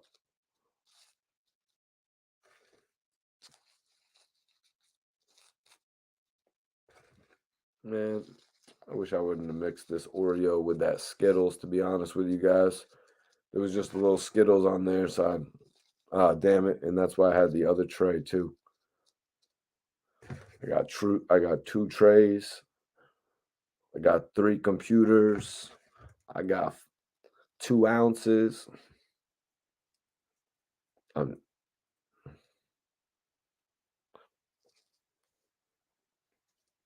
Yeah, Buck was sick. Buck was sick. It was almost like, is this guy too gangsta on the records to translate over and actually become a success in the music industry? A lot of dudes were giving Young Buck an alley-oop, Young Jeezy being one of them. Young Jeezy was in a similar position to Young Buck, but the way that Young Jeezy transitioned over into the pop world was it was just so fitting. You know what I mean? Especially when he got Soul Survivor and he really stamped it. Now, Young Buck, he couldn't really solidify his place in the game. That was Young Buck's problem. You know, after he had that breakthrough album. That's right, guys. I'm going to call it a breakthrough album. Buck the World was supposed to be lit. It was. They just didn't really go that way with it. That's what's up, man. Nitty, smoking on that wedding cake. I mean, Beg for Mercy is a classic album, bro. I'd say more people liked Young Buck, though. Some people, you know what I mean? But there's going to be a lot more people that like Lloyd Banks as well. You know what I mean? If you get some New Yorkers and shit.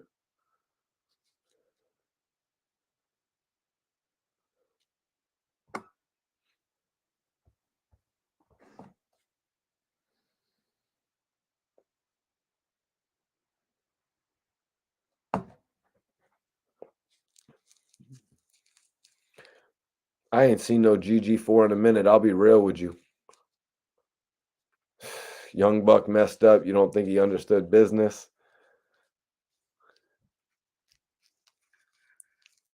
Young Buck understands grind, though. That's one thing about Young Buck. You know what I mean? Young Buck understands grind to the max. This man had been around, this man had literally been around 3-6 Mafia, Cash Money, UTP, then G Unit. You know what I mean? The man understands how to get around a rap click and actually get a check. That's one thing I can give him. You know what I mean? He understood the hustle of it. The dude hustled to the point where he got to release 4 albums, I guess you could say. Is anybody going to question me on him releasing 4 albums? Is anybody going to question me on Young Buck releasing 4 albums?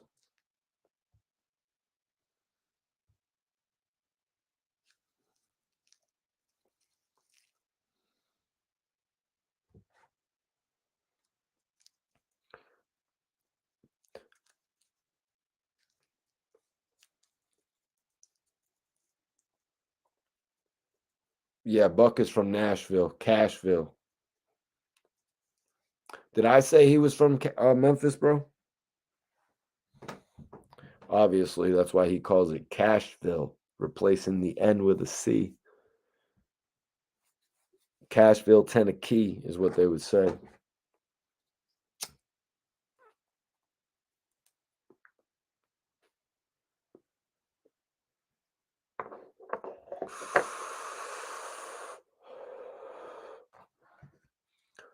But yeah, Young Buck came into the game, got the opportunity finally to be on 50 Cent's Get Rich or Die Trying album with the Bloodhound record after 50 probably was trying to get a record with, I would have to imagine 50 was looking for a record with Juvenile. Juvenile had all the buzz. So it's like, yo, let's go try to make a hit with Juvenile. Little did 50 know he was going to find a hit with one of Juvenile's artists. Now, was Young Buck a little more assertive than that? Was Young Buck a little bit more assertive than that? I mean, shit, let's run down our history. Turk told me that Young Buck was freestyling so much to Birdman and whoever, it annoyed Lil Wayne. Okay, that's part one. Juvenile brought Young Buck out to meet Suge Knight. Ever since then, Juvenile has not liked him. Did possibly, and god damn, this must have been, so he must have met 50 before he went out there and met Suge, you guys. Because Juvenile apparently left them all in California. So when he met with 50, he was still rocking with Juvie. And then Juvie went from linking with 50 to linking with Suge. Young Buck was still waiting for that call back. Y'all following me right now? That's a crazy timeline right there. So Buck was then courting a deal with Suge Knight while his music was getting looked at by 50 Cent. Can y'all believe that shit?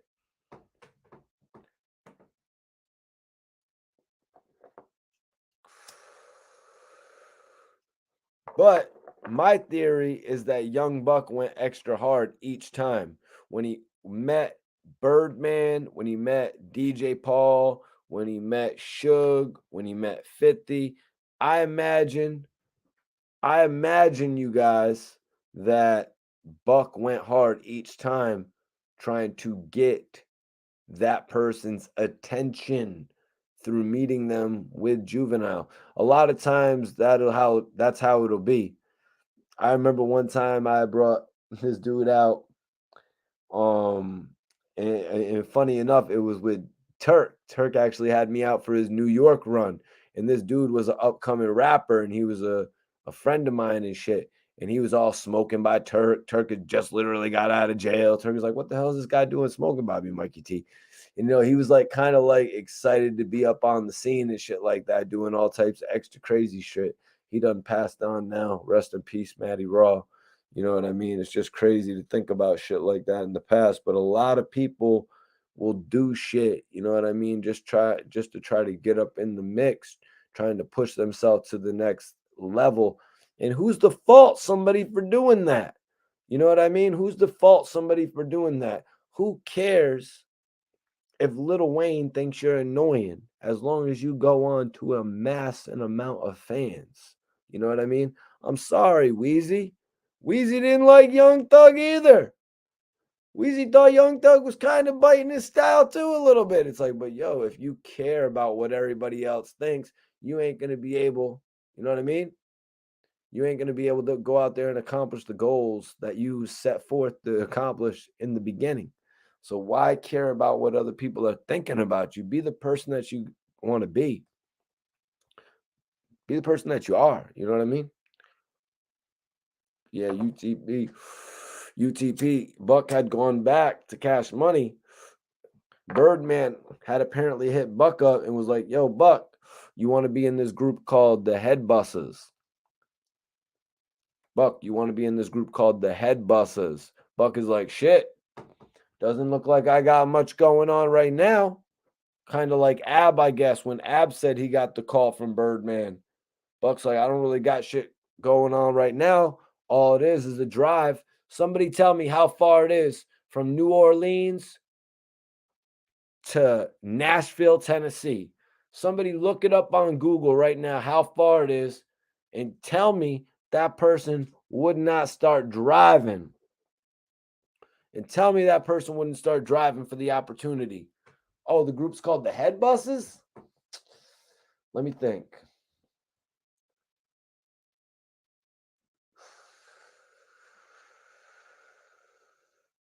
Isn't there that poppin' dude right now? Who is that poppin' dude? That poppin' dude, Head Buster. No. The group is called the Head Busters, but there's a really poppin' rapper right now called Bone Crusher. All right, I'm in. I'm in, man. There's a poppin' rapper named Bone Crusher. You're setting me up with the Head Busters. I'm in. Oh, yeah. You're pulling up that suspect shit now. But yeah, man. So basically, Buck went back there, was working with him. I believe the group was called the Head Busters, man. I believe it.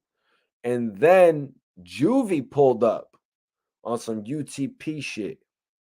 Appreciate you. And so Turk actually told me this one time. Turk told me,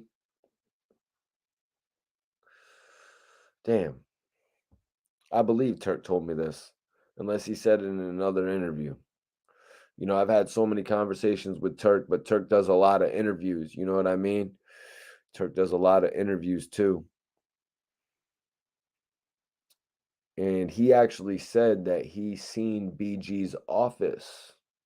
He said that he saw BG's office after breaking away from Birdman, and he was impressed by it. He's like, damn, because BG set up his own label.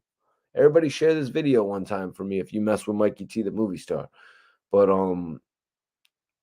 BG left Cash Money and he set up Chopper City Records, and he actually got a pretty steady deal with Koch Records to release his albums, and he established a cult following. I read that he was denied the compassionate release for a third time. That's pretty crazy in my mind. You know what I mean? To think that BG has been locked up for this amount of time. You know what I'm saying? We got certain things that they just don't budge. If you look what happened with YNW Melly, they wouldn't even let him out to address an infection in his tooth. You know what I mean? They wouldn't even let him out to, address an infection in his tooth. So it just shows you at this point in time, I'm really shocked that uh, back in December, that Dark Low was able to get out based on a compassionate release. That was a major win. I call something like that a major win. You know what I mean? And then you look at all these other dudes' situation, and it's just not happening, man. I can't tell you how many compassionate releases that we've read have been denied. You know what I mean? Yeah, BG shit was lit, and that's why he actually took his whole act. You know what I mean? He took his whole act. He even had points where him and Wayne were going at it. You know what I mean? Him and Wayne were going at it. They had the Fireman song, and then he replied to it, right? Y'all remember that shit? It was really like right out on front lines back then. Hot Boys were fire. Turk was saying in an interview that he doesn't think they'll do music, but he thinks they'll do a tour. Probably like, I wonder how that tour is going to be, man. I wonder how that's going to be a big ass tour. That's going to be like a 75 city tour or some shit like that. You know what I mean? Let me think. And then how many after parties? The Hot Boy shit, y'all. The Hot Boy shit. But let me bring some shit up, man. Everybody's asking because Dutch had said he saw a plaque. Dutch told, oh damn, I'm still on the Tony Yayo shit. My bad, guys. My bad, guys. I'm talking Tony Yayo. I'm not going to do that to you guys. I'm not going to do that.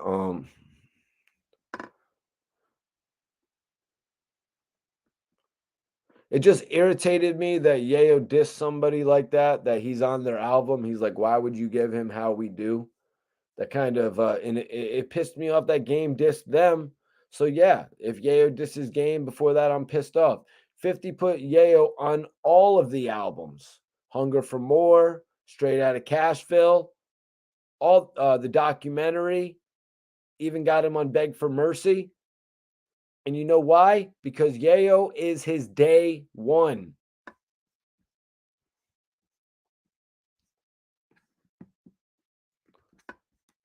Yayo's the type of dude, man, you can't just buy people.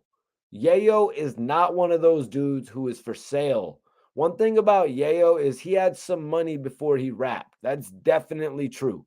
But Yayo was a money getter. You know what I mean? Like a Stack Bundles. Stack Bundles was a money getter. Certain people are money getters. You know what I mean? Like me, for example. You'll never hear someone say, oh, Mikey T, the movie star, is broke. Yayo was getting money. So much money, he didn't even want to be seen in Reeboks in public. I make too much money to be seen in Reeboks. I'm not going to be modest now. Now I'm more rich. I'm supposed to be modest. Everything on me is made in Italy. You're bugging.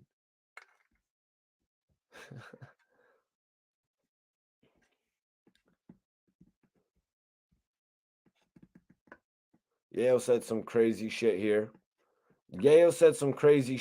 Right? Math asked him what made this dude jump ship. Yayo goes, what makes everyone jump ship? At the end of the day, when you're doing a show and security is knocking Yayo out of the way, and I'm like, shit, I'm with 52. I'm a dude who doesn't mind because I'm here. He's here. He's an icon. Listen to what he just said right there, you guys. And check out the Math Hoffa podcast if you haven't. He has a lot of amazing interviews on there. A dope one with Bimmy as well. Listen to what he said, though. When security pushes me out of the way because they think I'm a nobody, I don't take it personal. That's the difference between Yayo and the Game. Imagine if that happened to Game. He's probably going to be like, oh, I'm a star. You don't know who I am? I'm a star. Some of these guys are just too into themselves. Yayo doesn't have that issue. He doesn't have the traits that the Game has. Imagine they did that to the Game. He'd make a whole fuss, make a speech, try to get the guy fired. this G Unit breakup was like honestly inevitable to me if this type of shit was going to be happen. The game is pulling all this shit. He's acting like he's got some sort of a Mariah Carey ego.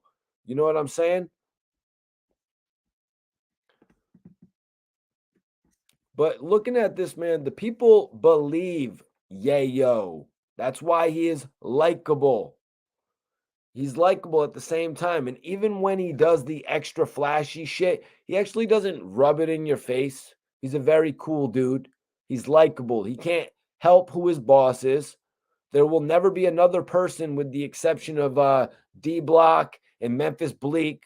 But he's right about that. You know, who else do you know other than the Locks and Bleak that has that type of loyalty? That's the same reason that Jay-Z will never shit on Memphis Bleak, no matter how many billions he gets. You can't buy loyalty. You can't buy that shit, man.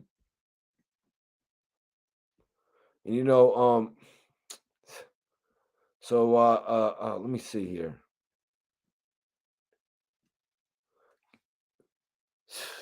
Yayo flipped out. He's like, y'all keep acting like Game is the real legacy of G Unit. No, it's Lloyd Banks, Tony Yayo, and 50 Cent. He flipped out, you guys. It's like, okay, you want to be down with G Unit Game, but you're never around when shit gets sticky. When the situation gets sticky, you're not around. You was never around. So yeah, you're a part of G Unit Records, but you're not G Unit Original Click.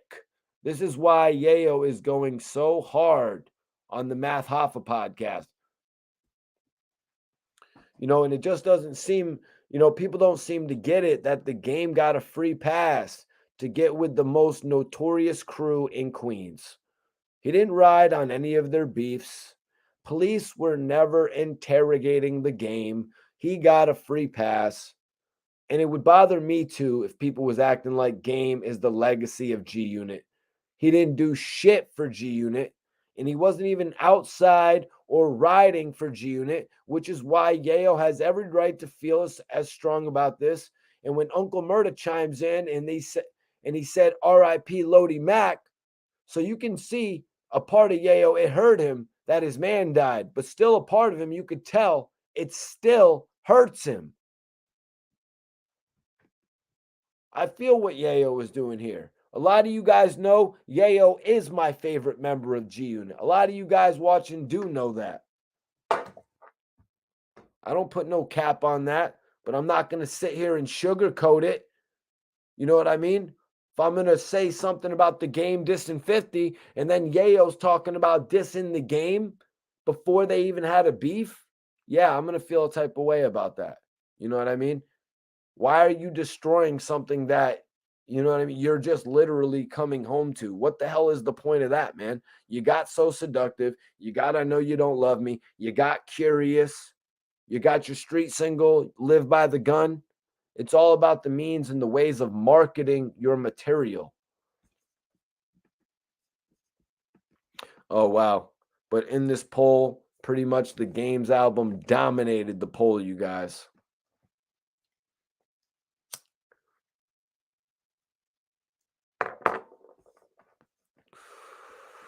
The Game seriously dominated the poll, y'all.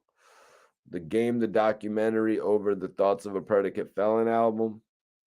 All right, y'all is bugging. I'm about to put those albums side by side.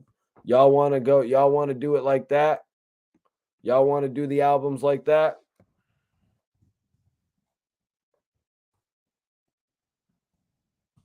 Y'all want to do the albums like that? I'm putting them joints side by side.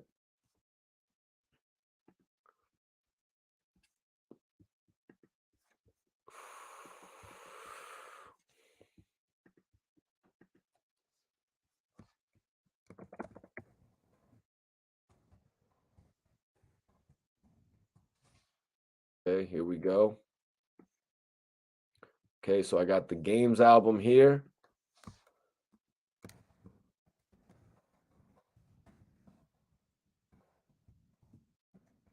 Got Thoughts of a Predicate Felon here. And now let's compare. Let's compare.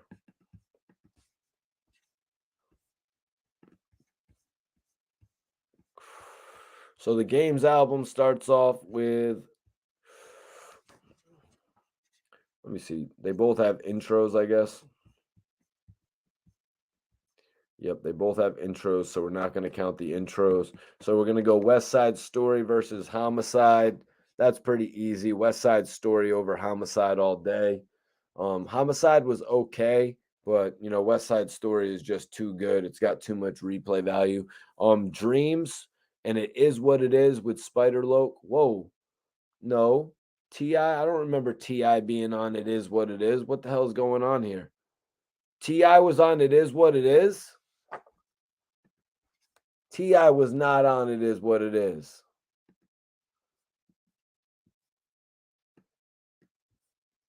Yo, somebody, what? I'm bugging out right now.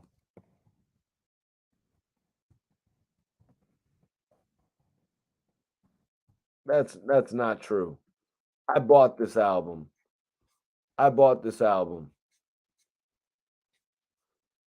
Yeah, there's no T.I. Did they cut T.I.'s verse?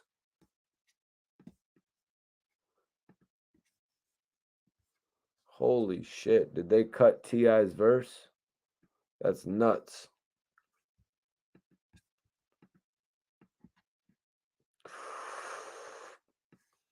Itchy fingers on the mat, getting 50 shooters, getting 50 shooter back. I think that's what, don't let them amp you, homie. No, that's a different song. I think that song is Love My Style that I'm singing.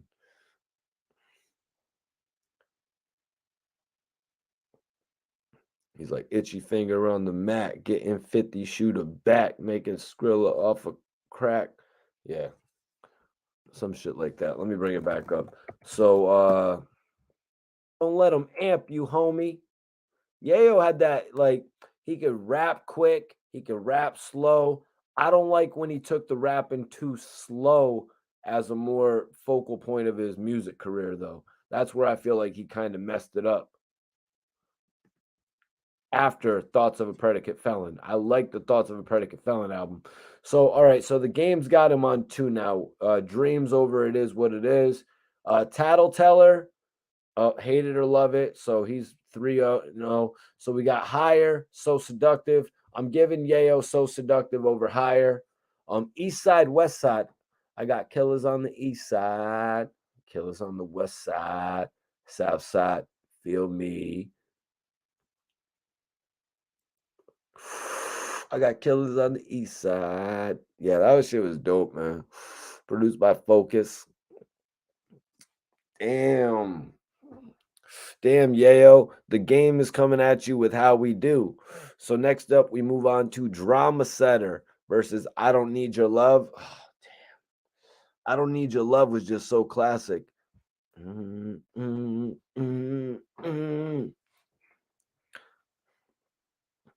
There's red rags in Uptown Harlem now. First they hate you, then they love you, then they hate you, and they love you again. Is that what he said in that shit? Yeah. Yeah, that was one of the, and that was actually produced by Havoc. I Don't Need Your Love. I believe it was produced by Havoc. I believe he said that was the first song. I'm going to give Yayo the sympathy win, though, for Drama Setter.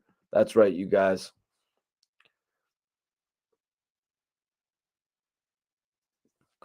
I'm going to give Yayo the sympathy win on that one, y'all. So up next, we got We Don't Give a About You. Your homie in the back could get it, too. And then, gangsta. Yeah, that was all right. They had Lloyd Banks. 50 was on there. He's, I'll creep up in your hood in the dead of night, boy.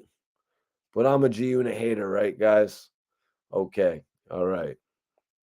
Half of y'all probably didn't even know there was a freaking orange thumbprint on Yayo's album, but I'm a G Unit hater. Okay. So let's see. What has the Game got to go against We Don't Give a F About You? Them ain't gangsta. And this had Olivia on the hook. So if you're wondering who I'm singing the hook from, that's actually Olivia. Don't hate on me for that. Oh, Mikey T singing an Olivia hook. So Sexy was good too. 50 should have released So Sexy instead of what was her first single? Why wasn't So Sexy her first single, Fifth? That's like when Fabulous released Hotel instead of Get No Better. All right, so Start From Scratch. Damn. Start From Scratch is better. So the documentary versus Pimpin'. Pimpin's better. Curious versus Running. Damn.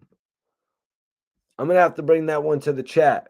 Better song, Curious or Running? I'm bringing that one to the chat, y'all.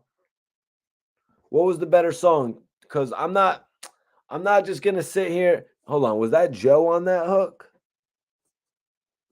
It's so high, let's fly the country, girl. What do you say? I'm not giving you a dream. I'm selling the world, selling you the world or something. Yeah, can we just stick to getting 50 shooter back on the raps, bro? Let's focus on getting 50 shooter back on the raps. Yay.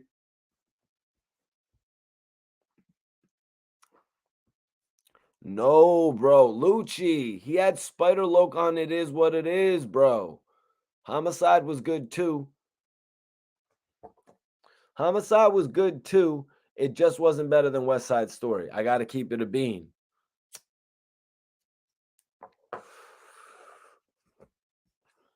Now, what did Eminem do on Drama Center? Just the hook? Yeah. So, yeah, I'm really just giving him the sympathy one on that one. So, what do we have next? Nobody wants to vote on that? Curious or Running from you guys? Fine, I'm going to give it to Yayo for Curious because Yayo's actually featured on the other record too. So, yes, I'm going to give it that. So, next we have No More Fun and Games produced by Just Blaze. I'm going to be honest with you. I don't know No More Fun and Games off the top of my head. And up next, we have I'm So High featuring Cocaine. And that is one of the best Tony Yayo songs ever. But it's kind of crazy. It's kind of crazy, but similar to 50 Cent's Smoking song. Because Yayo had to record this I'm So High song while he was sober. Yayo said he couldn't even smoke. He said that was one of the things that affected his first album. So he recorded I'm So High sober, you guys, if you can believe that shit. So it's I'm So High over No Fun and Games. Up next, the game has We Ain't featuring Eminem. And Yayo is going to need an absolute banger to beat this one. This is the one where the game actually says, M just killed me on my own shit. I'm walking through 8 Miles. Someone called Dre. I'm sick. M just killed me on my own shit. But now he wants to diss Eminem.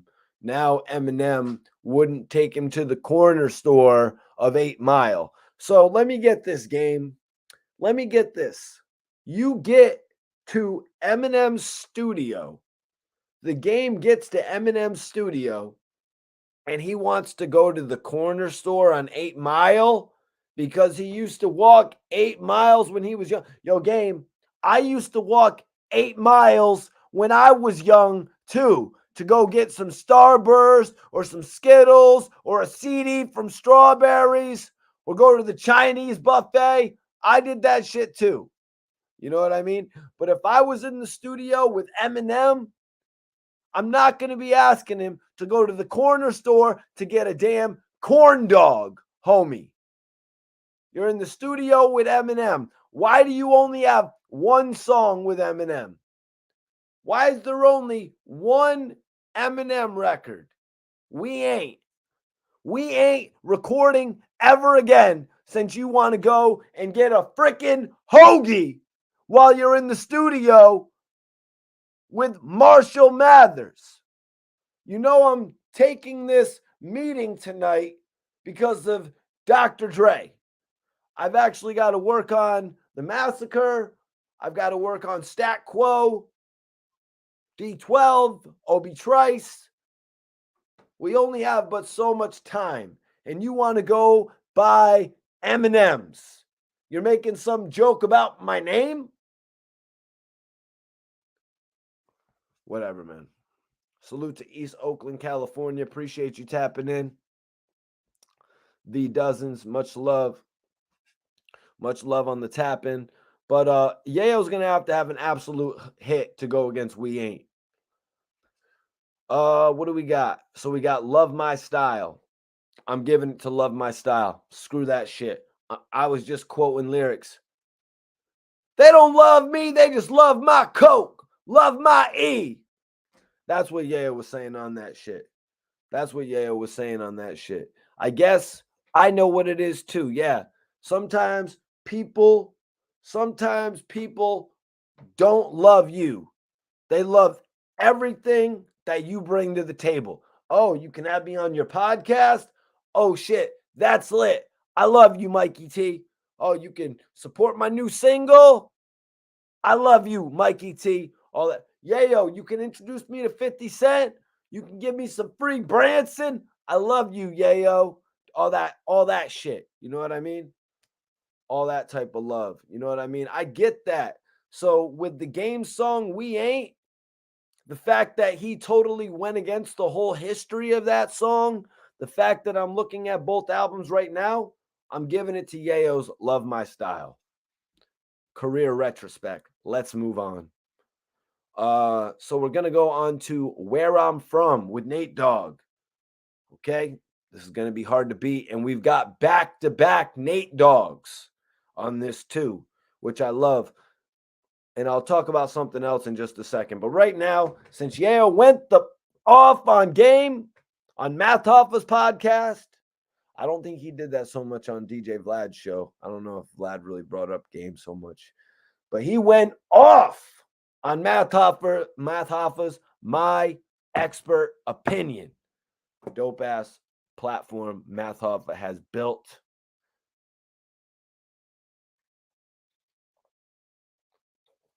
On his way to 1 million subs. So we got Where I'm From, amazing song, versus Project Princess. Oh shit. You could be my Project Prince. Man, I gotta give it to Project Princess. I'm not gonna lie. I'm giving this one to Project Princess. Yayo went kind of old school with it. Yayo got the Jagged Edge feature. Yayo got the Jagged Edge feature on this one. I was almost like, Yayo, what are you doing on this one? I know what Yayo was doing on this one. Yayo done got the budget, you know what I mean? Yayo didn't kill the budget with this one. And he made Jagged Edge look great appearing on Yayo's album. I really was a fan of it, man. Project Princess. So I'm going to give that one over to the Nate Dogg record because on the next joint, the thing is, I guess 50 Cent had actually recorded the hook for Special, but it was replaced by Nate Dogg because they didn't want so much 50 on the album. And Special is one of my favorite songs from the game. So let's see what the game has to follow. Oh, it's G Shit, produced by Ron Browse. Much love to Ron Browse. He actually gave me an interview. But I'm gonna give this one obviously to Special with Nate Dogg in the game. G Shit, I can't really remember it off the top of my head. I think it was just like that's that G Shit, G unit, and that's that G Shit, G unit or something like that. So I'm giving that one to Special with Nate Dogg. Mary J. Blige, Don't Worry. Damn, I'm not remembering that one off the top of my head. And then we got Dear Susie. I can remember that one time. I can remember that one time that I got crucified on here for reciting some of the Dear Susie lyrics. I'm giving this one to Dear Susie. And Live by the Gun or Like Father, Like Son. That's easy. Live by the Gun. So how many wins does Yayo got? Oh, shit. Did I do I Know You Don't Love Me? Damn, I messed that one up. But Yayo had a lot of wins on here, guys. Yayo had a lot of wins on here. Let me see, because I had to get, so I really got rid of I Know You Don't Love Me. That's kind of crazy, because that's one of Yayo's strongest songs. So that one being eliminated says a lot. So we got 1, 2.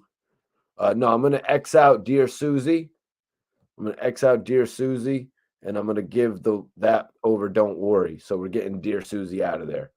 Dear Susie is gone, you guys. So we got 1, 2, 3, 4, 5, 6, 7, 8, 9.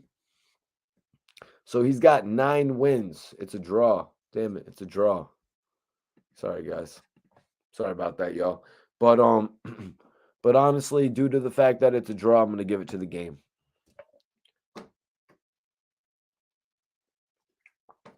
Due to the fact that it's a draw, I'm giving it to the game, you guys.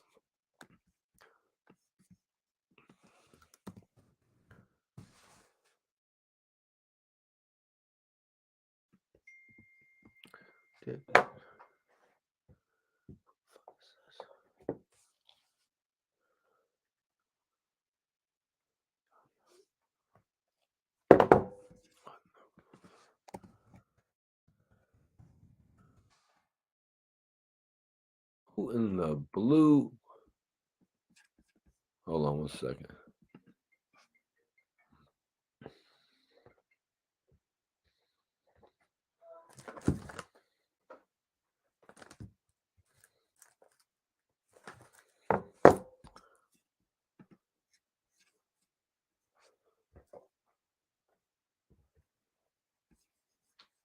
Oh, my bad. What was I just looking for?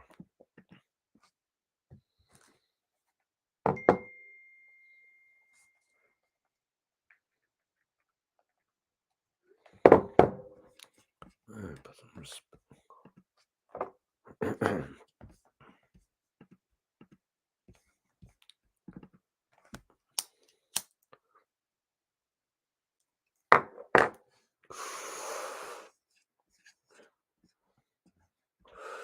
Get it how you live. Yup. You already know that, man.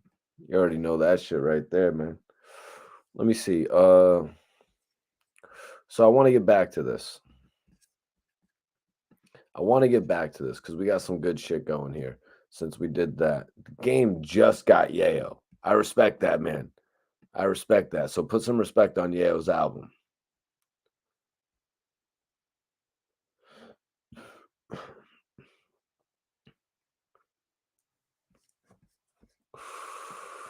Guys, y'all thought I was done? I'm not done.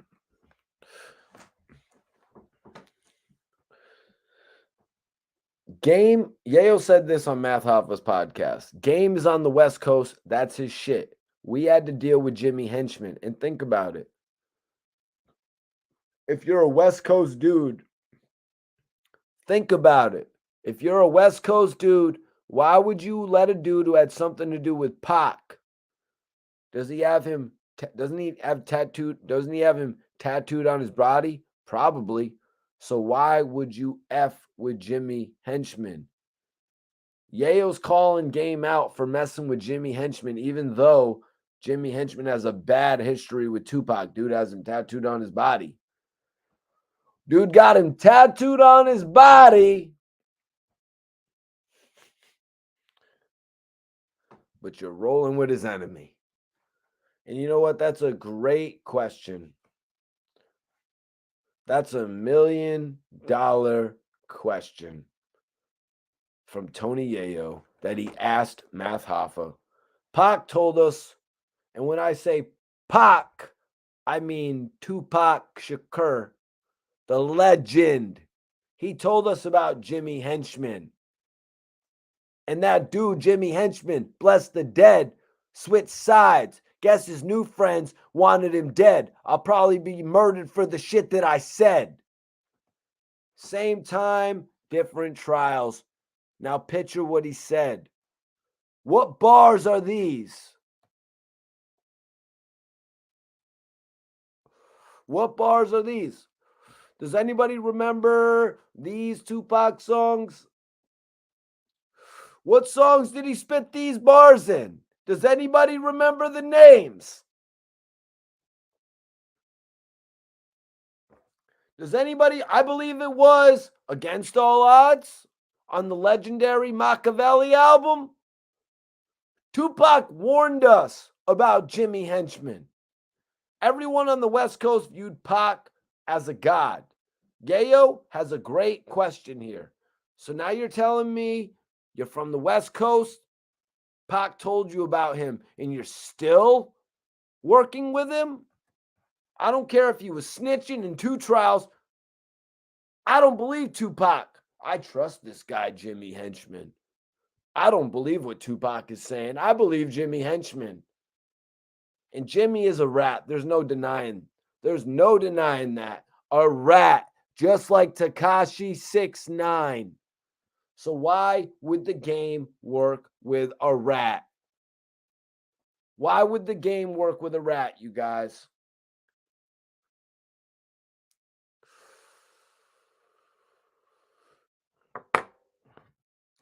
Y'all want me to have that Jimmy Henchman paperwork party? Y'all want me to put that shit on blast? Game, I don't care if he was snitching in 2 trials. Guys snitching on crimes that he did.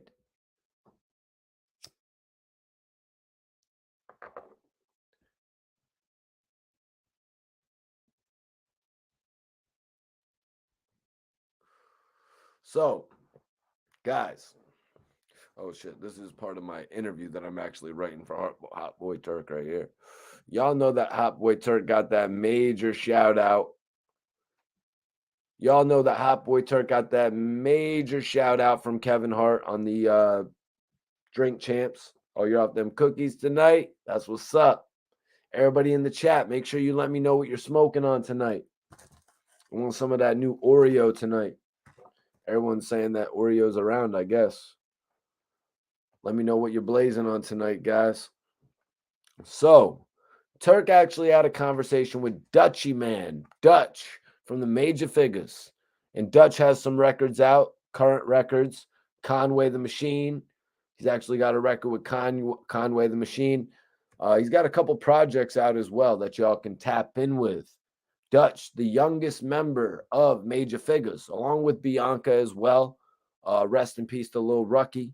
You know what I mean? But Dutch was actually the youngest member of Major Figures, and he was actually heavily sought.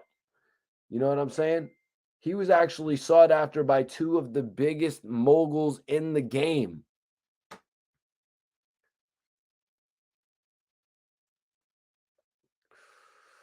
Talking about Jay-Z.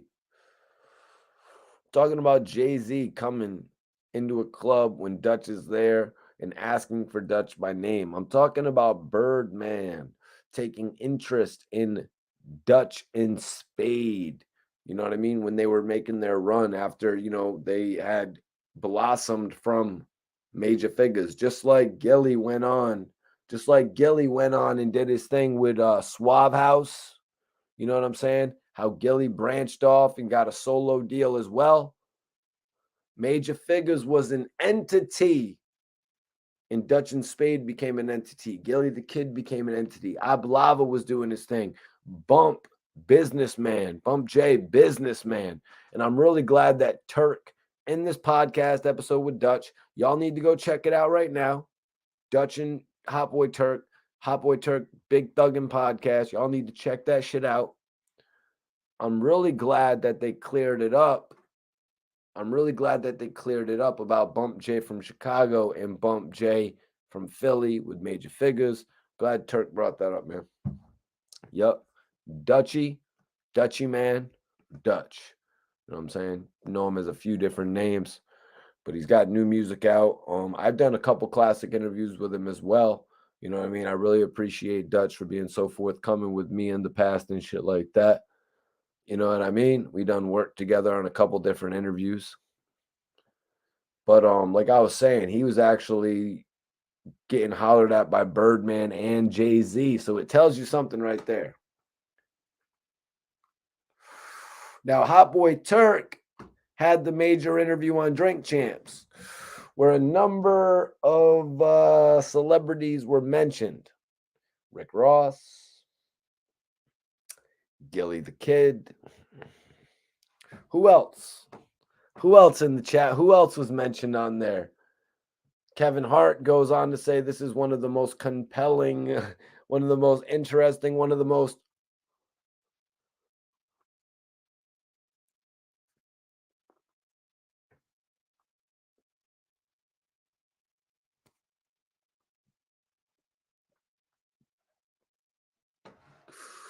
you know what I'm saying? When you got Kevin Hart saying that about your movie, I mean, this is a guy who literally he knows a shocking moment when he sees one. Don't you guys remember? Kevin Hart was right there with The Rock when they asked The Rock whose pet he would like to be. And The Rock was like, I would like to be Meg the Stallion's pet or something like that. And Kevin Hart was just like he was totally tripping out about that. So Kevin Hart's reaction. And what about the new video with Kevin Hart and Lil Duval? I'm glad Lil Duval looks like he's doing great. Little Duval in that series I was talking about earlier, Meet the Blacks, is just amazing. I love how he plays that role. I think he's like the cousin of Mike Epps. But yeah, so Turk brought up, which I'll ask Turk about myself in the interview as well. I mean, as much as he wants to talk about it. I know Turk doesn't really like me to sugarcoat the shit when I interview him and shit like that.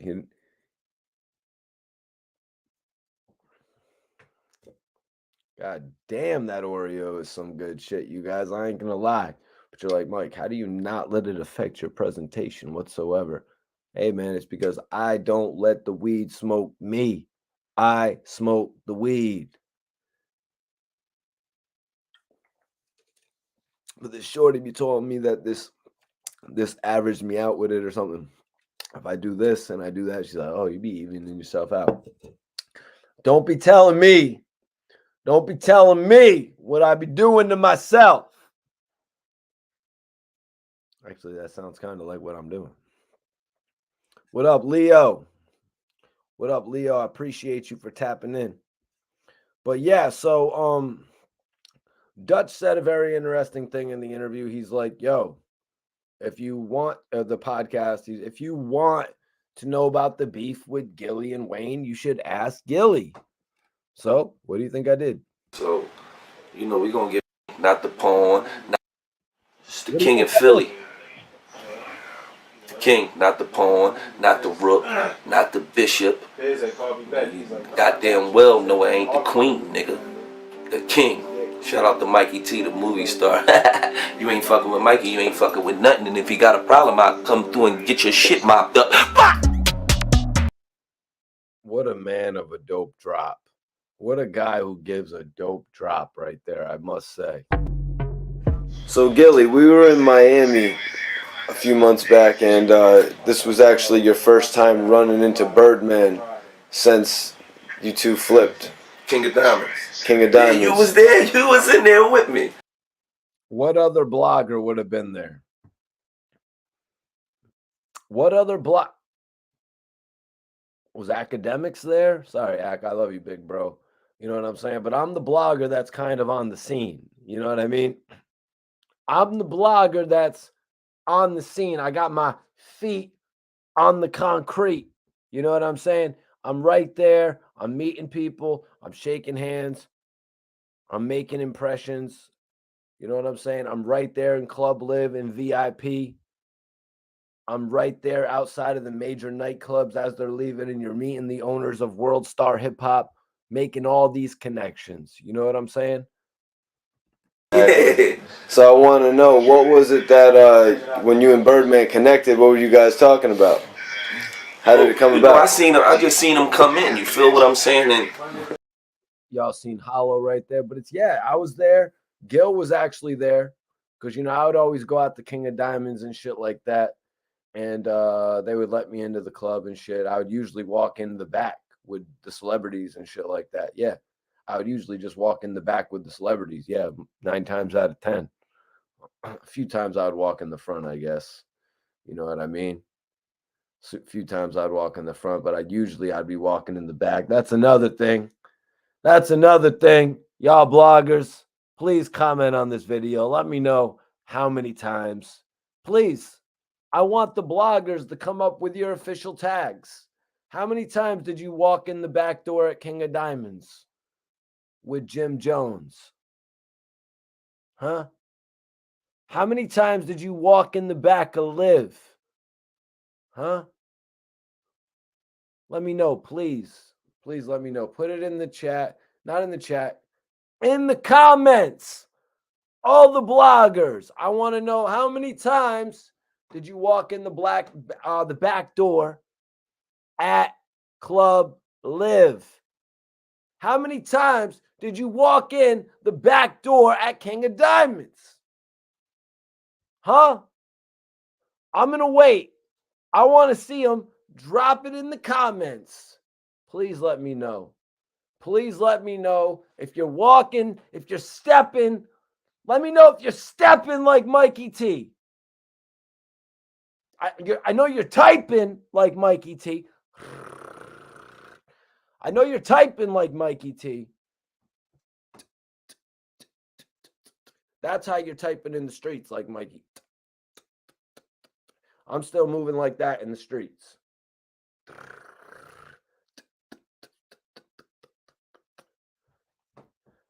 I will come to your... I'm there. Just keeping it real. I'm just keeping it real, man. I'm really out here. I'm really doing this shit. Got caught outside a few times. Yeah, so what? You know what I'm saying? Maybe I had a little bit too much to drink one day. I was feeling myself. I had just filmed with one of the biggest legends in the game, Herb McGruff. Still something that I hold dear to my heart this day, actually getting the opportunity to film with an affiliate of Big L, Herb McGruff. Much love to you, spitting bars with me. You know what I'm saying? Much love to people like Head Ice giving me an interview. Benny the Butcher spitting bars on the show, shit like that. You know what I mean? A lot of the times, you know, what makes me different as well is I usually react to videos from people that I've actually worked with. You know what I mean? People that I've actually met in the industry and shit like that. You know what I'm saying? You look at this headline, I probably met every single person involved in the headline that I got a video that, you know what I'm saying? Who's in the headline? Let me see who's in the headline tonight. I bet you I met every single one of them. No, I never met Tony Yayo or the game. Shit, my bad. But I met Gilly, Wayne, and 50. I would like to meet Yayo, and I'd like to meet Game. So, yeah, it is what it is on those. I was like, yep, because I've actually interviewed Lil Wayne.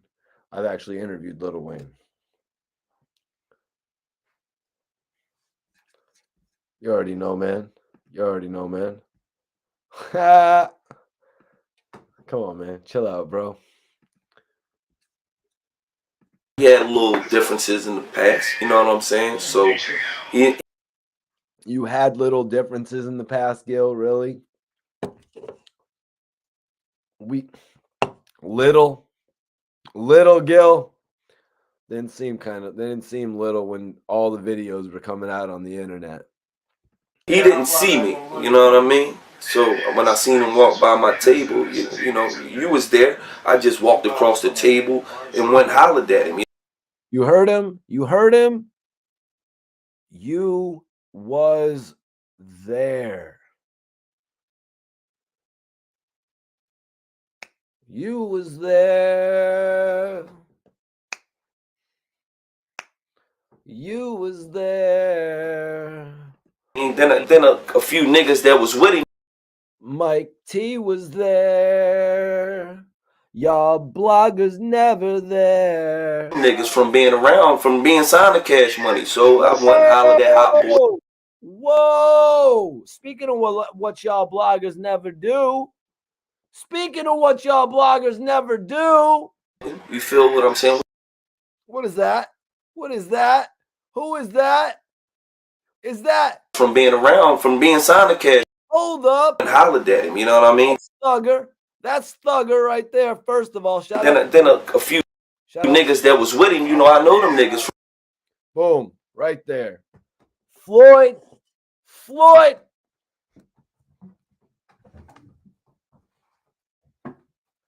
Yeah, that's right. My shit is matching. Tonight, baby. When Floyd Mayweather's on the channel, you know Mikey T's coming on here with the matching Tommy Hilfiger suit. Floyd Mayweather's on the right there. None of y'all bloggers ever filmed Floyd. None of y'all bloggers ever filmed Floyd in your life. Not one time in your life. Dude's just too busy talking about how shitty the Mike Tyson documentary TV series was on Hulu. Worry about filming a legend like this. Mike Tyson's putting out a real movie on his life. I'm giving y'all the real shit. Tell a friend about Mikey T. Ain't none of these other bloggers ever filmed Floyd Mayweather. They just record on Clubhouse. They just talk about shit on the internet. They ain't never been there, been around it, put their feet on the concrete like me, man. That's what's different when you tap into this podcast. We on some bigger shit right now, y'all. Floyd Money Mayweather, Mikey T, the movie star shit. From being around, from being signed to Cash Money. So I went and hollered at Hot Boy, Elton. You feel what I'm saying? What's up, nigga? What's up? Yeah, wah. Let's get into it, though. The whole reason we're here. So Dutch said the better thing to do is to ask Gil about the beef. So when I was there, you know, don't be a corny interviewer, guys. Don't be a corny interviewer because right now that question to Gilly is irrelevant. Asking Gilly about the Lil Wayne beef is irrelevant at this point in time. Unless you were right there in front of it all. And I was right there when Gilly and Birdman came face to face. what's up, Round? You saw the love it was, you know what I mean? Then I hollered at Stunner because we ain't see each other. So come on, let's look each other in the eyes. Let's get an understanding. Let's find out if what it is. You know what I mean? He looked me in the eyes. He said it ain't nothing. You know what I mean? I salute what you're doing, Will. You know what I'm saying? I see you out here, you shaking and moving, you doing you. I salute you. I said, well, I salute you back, and keep doing you. Y'all been doing y'all for years. Keep doing you. You know what I mean? And then we chopped it up a little bit more out back. You know what I mean? By the trucks and shit, and it was all love. You know what I mean? I ain't got no issue with them niggas. You know what I mean? I never really had no issue with them niggas like that because that shit was some rap shit. You know what I mean? It was some rap shit. Gil is saying. He never really had issues with them. So yeah, you know what I mean? Sometimes when you want to get the answer to a question, sometimes you got to go to the source. A lot of people out there asking, does Gilly have beef with Wayne? Mikey T, the movie star, got the answer for that question to you years ago. You know what I mean? A lot of people are asking, like, it's unanswered. Gilly came on my platform years ago. Listen to what he's saying. Like, Wayne was like my little bro when I was on Cash Money. You saw the love it was, you know what I mean? Then I hollered at Stunner because we ain't see each other. So come on, let's look each other in the eyes. Let's get an understanding. Let's find out if what it is. You know what I mean? He looked me in the eyes. He said it ain't nothing. You know what I mean? I salute what you're doing, Will. You know what I'm saying? I see you out here, you shaking and moving, you doing you. I salute you. I said, well, I salute you back, and keep doing you. Y'all been doing y'all for years. Keep doing you. You know what I mean? And then we chopped it up a little bit more out back. You know what I mean? By the trucks and shit, and it was all love. You know what I mean? I ain't got no issue with them niggas. You know what I mean? I never really had no issue with them niggas like that because he said, I don't have an issue with them, and I never really had an issue with them. Very interesting. So Currently, Gilly has no problem with them. Now, this interview was from like 2018 or something like that. So shit, 2017, something around there. I've been interviewing Gilly since like 2013. But last interview with Gilly was in 2021. So we'll see if Gilly joins us again before the end of 2022. That'd be interesting if Gilly does join us in 2022, just to keep it up. But yeah, so right there. You know, that shit was some rap shit. Like that. Because with them niggas, you know what I mean? I never really had no issue with them niggas like that. Because, you know, that shit was some rap shit. You know what I mean? Like, Wayne was like my little bro when I was on Cash Money. You feel what Wayne was his little bro. I wonder what the age difference is there. Because Turk did just say that he was turning 41 or something, and that Wayne was 40. So maybe Gilly's just a few years older than him. So yeah, it is kind of like a big brother role. You know what I mean? And let me tell you, being somebody that has a brother that is only actually what is it? How much older is my brother than me? I was born in like 88. June of 88. He was born in November of 86. You know what I mean? So it's not really that much time in between us. And yeah, that still is my big bro. Even though I do have a bigger brother, you know, he directed Slapface. Now he's working on a new movie, The Mortuary Assistant, which is based on a video game, which is actually pretty major. I was just talking to the girl from Hereditary. You know, the girl that plays pretty much the lead in it, but she's only in about 20, 25, 30 minutes of the movie or something like that. I was talking to her about it. She had heard about The Mortuary Assistant. Pretty crazy, you know, to hear that a lot of people actually know about that movie or that game. So that was never going to turn into no real beef. I understand real beef from artificial beef. You feel what I'm saying? That's artificial. That's rap shit. That's not beef. That's rap shit. So I just wanted to, I like to get understanding though. You know what I mean? So, Gil, being around. Damn, that's crazy. And so that was never going to turn into. Listen to this, guy. Them niggas like that because, that shit was some rap shit. You know what I mean? Like, Wayne was like my little bro when I was on Cash Money. You feel what I'm saying? So that was never going to turn into no real beef. I understand real beef from artificial beef. You feel what I'm saying? That's artificial. That's rap shit. That's not beef. That's rap shit. So I just wanted to, I like to get understanding though. You know what I mean? Get a understanding though. And like you said, they looked each other in the eyes. These guys looked each other in the eyes, and you know what I mean? At that point, when they're looking each other in the eyes at King of Diamonds, you can kind of see if there's going to be a flaw. You know what I mean? Like, you could see if somebody's going to smirk at you, and then you just see right in that smirk, yeah, you know what you've been doing for the last 10, 11, 13 years of my life, making a mockery of everything I did for you. But no, from what Gilly's saying, when he had that moment with Birdman, it was not like that. It wasn't that type of embrace. And you would have easily been able to tell if that was it. You know what I mean? You would have easily been able to tell. But in the reality of it, Whack 100 has kind of said it a few times. Whack 100 kind of said it a few times, you guys, about how Birdman doesn't really feel any hatred for Gil. That Birdman just feels like he took a loss with Gilly's music, whatever he really means by that. Are you talking about the Undisputed soundtrack? Are you talking about the Undisputed soundtrack? I wonder if I could bring that up. I wonder if I've got that in my history to bring that up. Why do I have so many StreamYards there?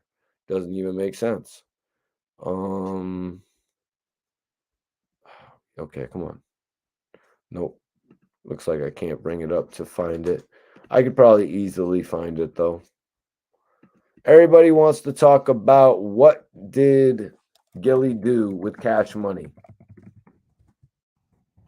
And it's bullshit because in my last interview with Gil, I really didn't get to talk with him about this, but I wanted to. I did not get to talk with him about this, and I really wanted to. And it was bullshit that I did not get to talk to him about this. So, Undisputed, as we all know, is a movie with Wesley Snipes, Vin Rames. We all know that Gilly the Kid had a movie deal with Vin Rames. I'm not exactly sure, y'all. I'm not exactly sure if this movie soundtrack had to do with Gilly the Kid's arrangement with Vin Rames. As I said, I didn't get the chance to interview him about this. So this soundtrack actually was made in 2002. Released August 20th, 2002 through Cash Money. Undisputed is a soundtrack to the 2002 film Undisputed. So they actually called it Undisputed. And I believe, wasn't DMX's one of his last albums called Undisputed? So it was released in 02 and featured mostly Southern rap. The album made it to number 101 on Billboard 200 and number 41 on top R&B and hip hop albums and number 6 on top soundtracks. So 3 different charts right there. Number 6 on soundtracks overall, 41 on top R&B and hip hop, and number 101 of the Billboard 200. So let's see what we got here. So it says Undisputed on the cover. It says Undisputed on the cover, you guys. And it says Cash Money Millionaires under it. Now, when I look at the Cash Money Millionaires, I'm really thinking of the Big Timers and the Hot Boys. So, yes, that's what it's saying here on Wikipedia as well. Big Timers and the Hot Boys. That's what we all know it as. So what do we got here? We got I'm seeing Trick Daddy and Rick Ross are featured on this album in 2002. Wow, this has to be some of Rick Ross's earliest shit coming out. So Trick Daddy and Rick Ross on an album on a wow, that's kind of crazy. That is kind of crazy. Look at that. Trick Daddy and Rick Ross, produced by Cool and Dre. Shout out to my guy Cool. Really cool dude right there. We got Lil Wayne on there. Bubba Sparks. Gilly the Kid and Major Figures, produced by Manny Fresh. And the record, if you want to listen to it, if anybody out there wants to hear a Major Figures record produced by Manny Fresh, it is called So Gangsta, I believe. Yes, So Gangsta, right? So Gangsta. What else do we got here? What else do we got here, guys? We got another track produced by Manny Fresh with Baby, Stone, Gilly the Kid, and Lack. And it's called I Walk It. So write these songs down. You're probably going to want to YouTube search these songs if you haven't heard these Gilly the Kid records. But these are all records he did with Cash Money, if anybody's wondering about that catalog. Let's see if he's got another one on here. I see they got a Petey Pablo joint on there. They got a Benzino joint on there, produced by Hangman 3. Guys, it's not looking like I'm not seeing any more. I'm not seeing any more actual Gilly the Kid features on this. So it looks like 2. But let me look this up. Cash Money movie soundtracks. For some reason, I felt like there was more than one. No, I'm not talking about baller blocking. I'm not talking about baller blocking. Let's see what year that was released actually to see if Gilly 2000. I don't think Gilly would be featured on this since we're going back to 2000. Who in the hell is Ziggly Wiggly though? I would have to ask Turk about that one. But I see Turk has a record with BG on here called Uptown. Uptown. I wonder if I had let Turk know about that back in the day when we were going over his whole catalog. I wonder if I had gone over this one. The Baller Blocking was with Turk, Baby, Juvenile featuring E40. Then we had. Okay, I'm sorry, guys. Ziggly Wiggly is actually only featured on a skit, and that's called Big Chief. So that's a skit. I didn't know that. 8 Ball and MJG on here. I'm trying to see. Wow, Nas and the Bravehearts. That's awesome. What you gonna do? Let's see. Oh, then we got Turk there with the Big Timers, Turk and VG on Let Us Stunt. Damn. All right, so I'm gonna have to look up Ziggly Wiggly. This guy must be like a comedian from back in the day or something. I'm gonna have to pull that interview.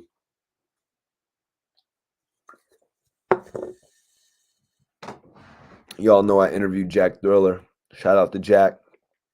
Dope. Mac 10 on there. I believe Turk actually worked with Mac 10 too. We actually spoke about that. That's what's up. How'd this one do? Let's see how this one did. This one sold over 500,000 copies. This album was a success. This shit was a success. This shit was a success, you guys. Baller Blocking was a success. Let's see. Hold on. This one was released on that's interesting right there. That one was released Cash Money Universal. So I want to see if Universal got behind it. Universal was behind Undisputed as well. But the first Undisputed movie actually, it was the most known of all of those Undisputed movies, if you guys don't know. If you guys don't know, it was actually the most known of all the Undisputed movie.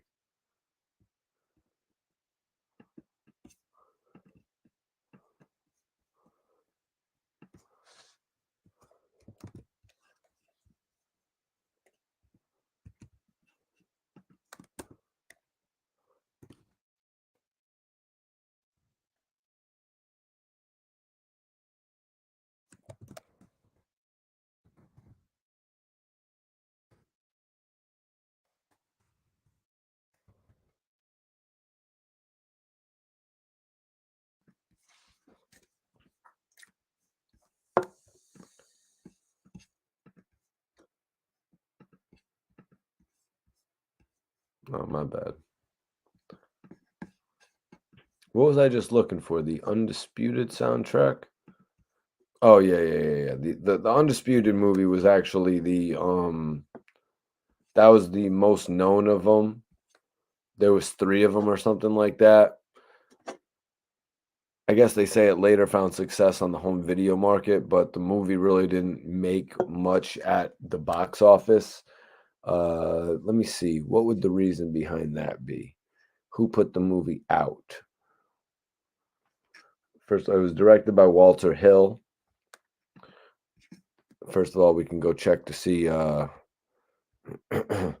this guy. Let's see what else Walter Hill directed. I see something about. So he directed 48 Hours, which everybody knows that actually had Eddie Murphy and Nick Nolte in it. But that was from 1982. Let's try to get a little bit more recent than that. He actually did another 48 Hours. 2002 Undisputed. Yeah, he really hasn't done so much that anybody would recognize, to be honest with you. He did produce. He was one of the producers on Alien. Guess the guy did have some knowledge of the business. So, I mean, I guess they didn't have the best director. They didn't have the biggest budget, you guys. The budget of the movie was actually only $15 million. 15 to 20 million on the budget. Let me see. Where is the company of release? Wow. Millennium Films. Good Lord. Good Lord. Yeah, I don't think any much more really needs to be addressed about the performance of the Undisputed film. They made a couple sequels that they put out on straight to DVD release. You know what I mean? To a certain degree, that's respectable. We saw it happen with a couple other films. What was one I was really just recently watching? They did that with Joyride, that movie Joyride, but I could have sworn there was something else that they just kept releasing movies on DVD after the initial success. And it's like, wow, you need to calm down with that shit. You need to calm down with that shit. That's too much for me right now. But let me check out this poll. Better album, the documentary, 67%. I'm going to end that poll. I'm going to end that poll right there. Guys, I definitely appreciate everybody for tapping in tonight. I will catch y'all on the episode tomorrow. Peace.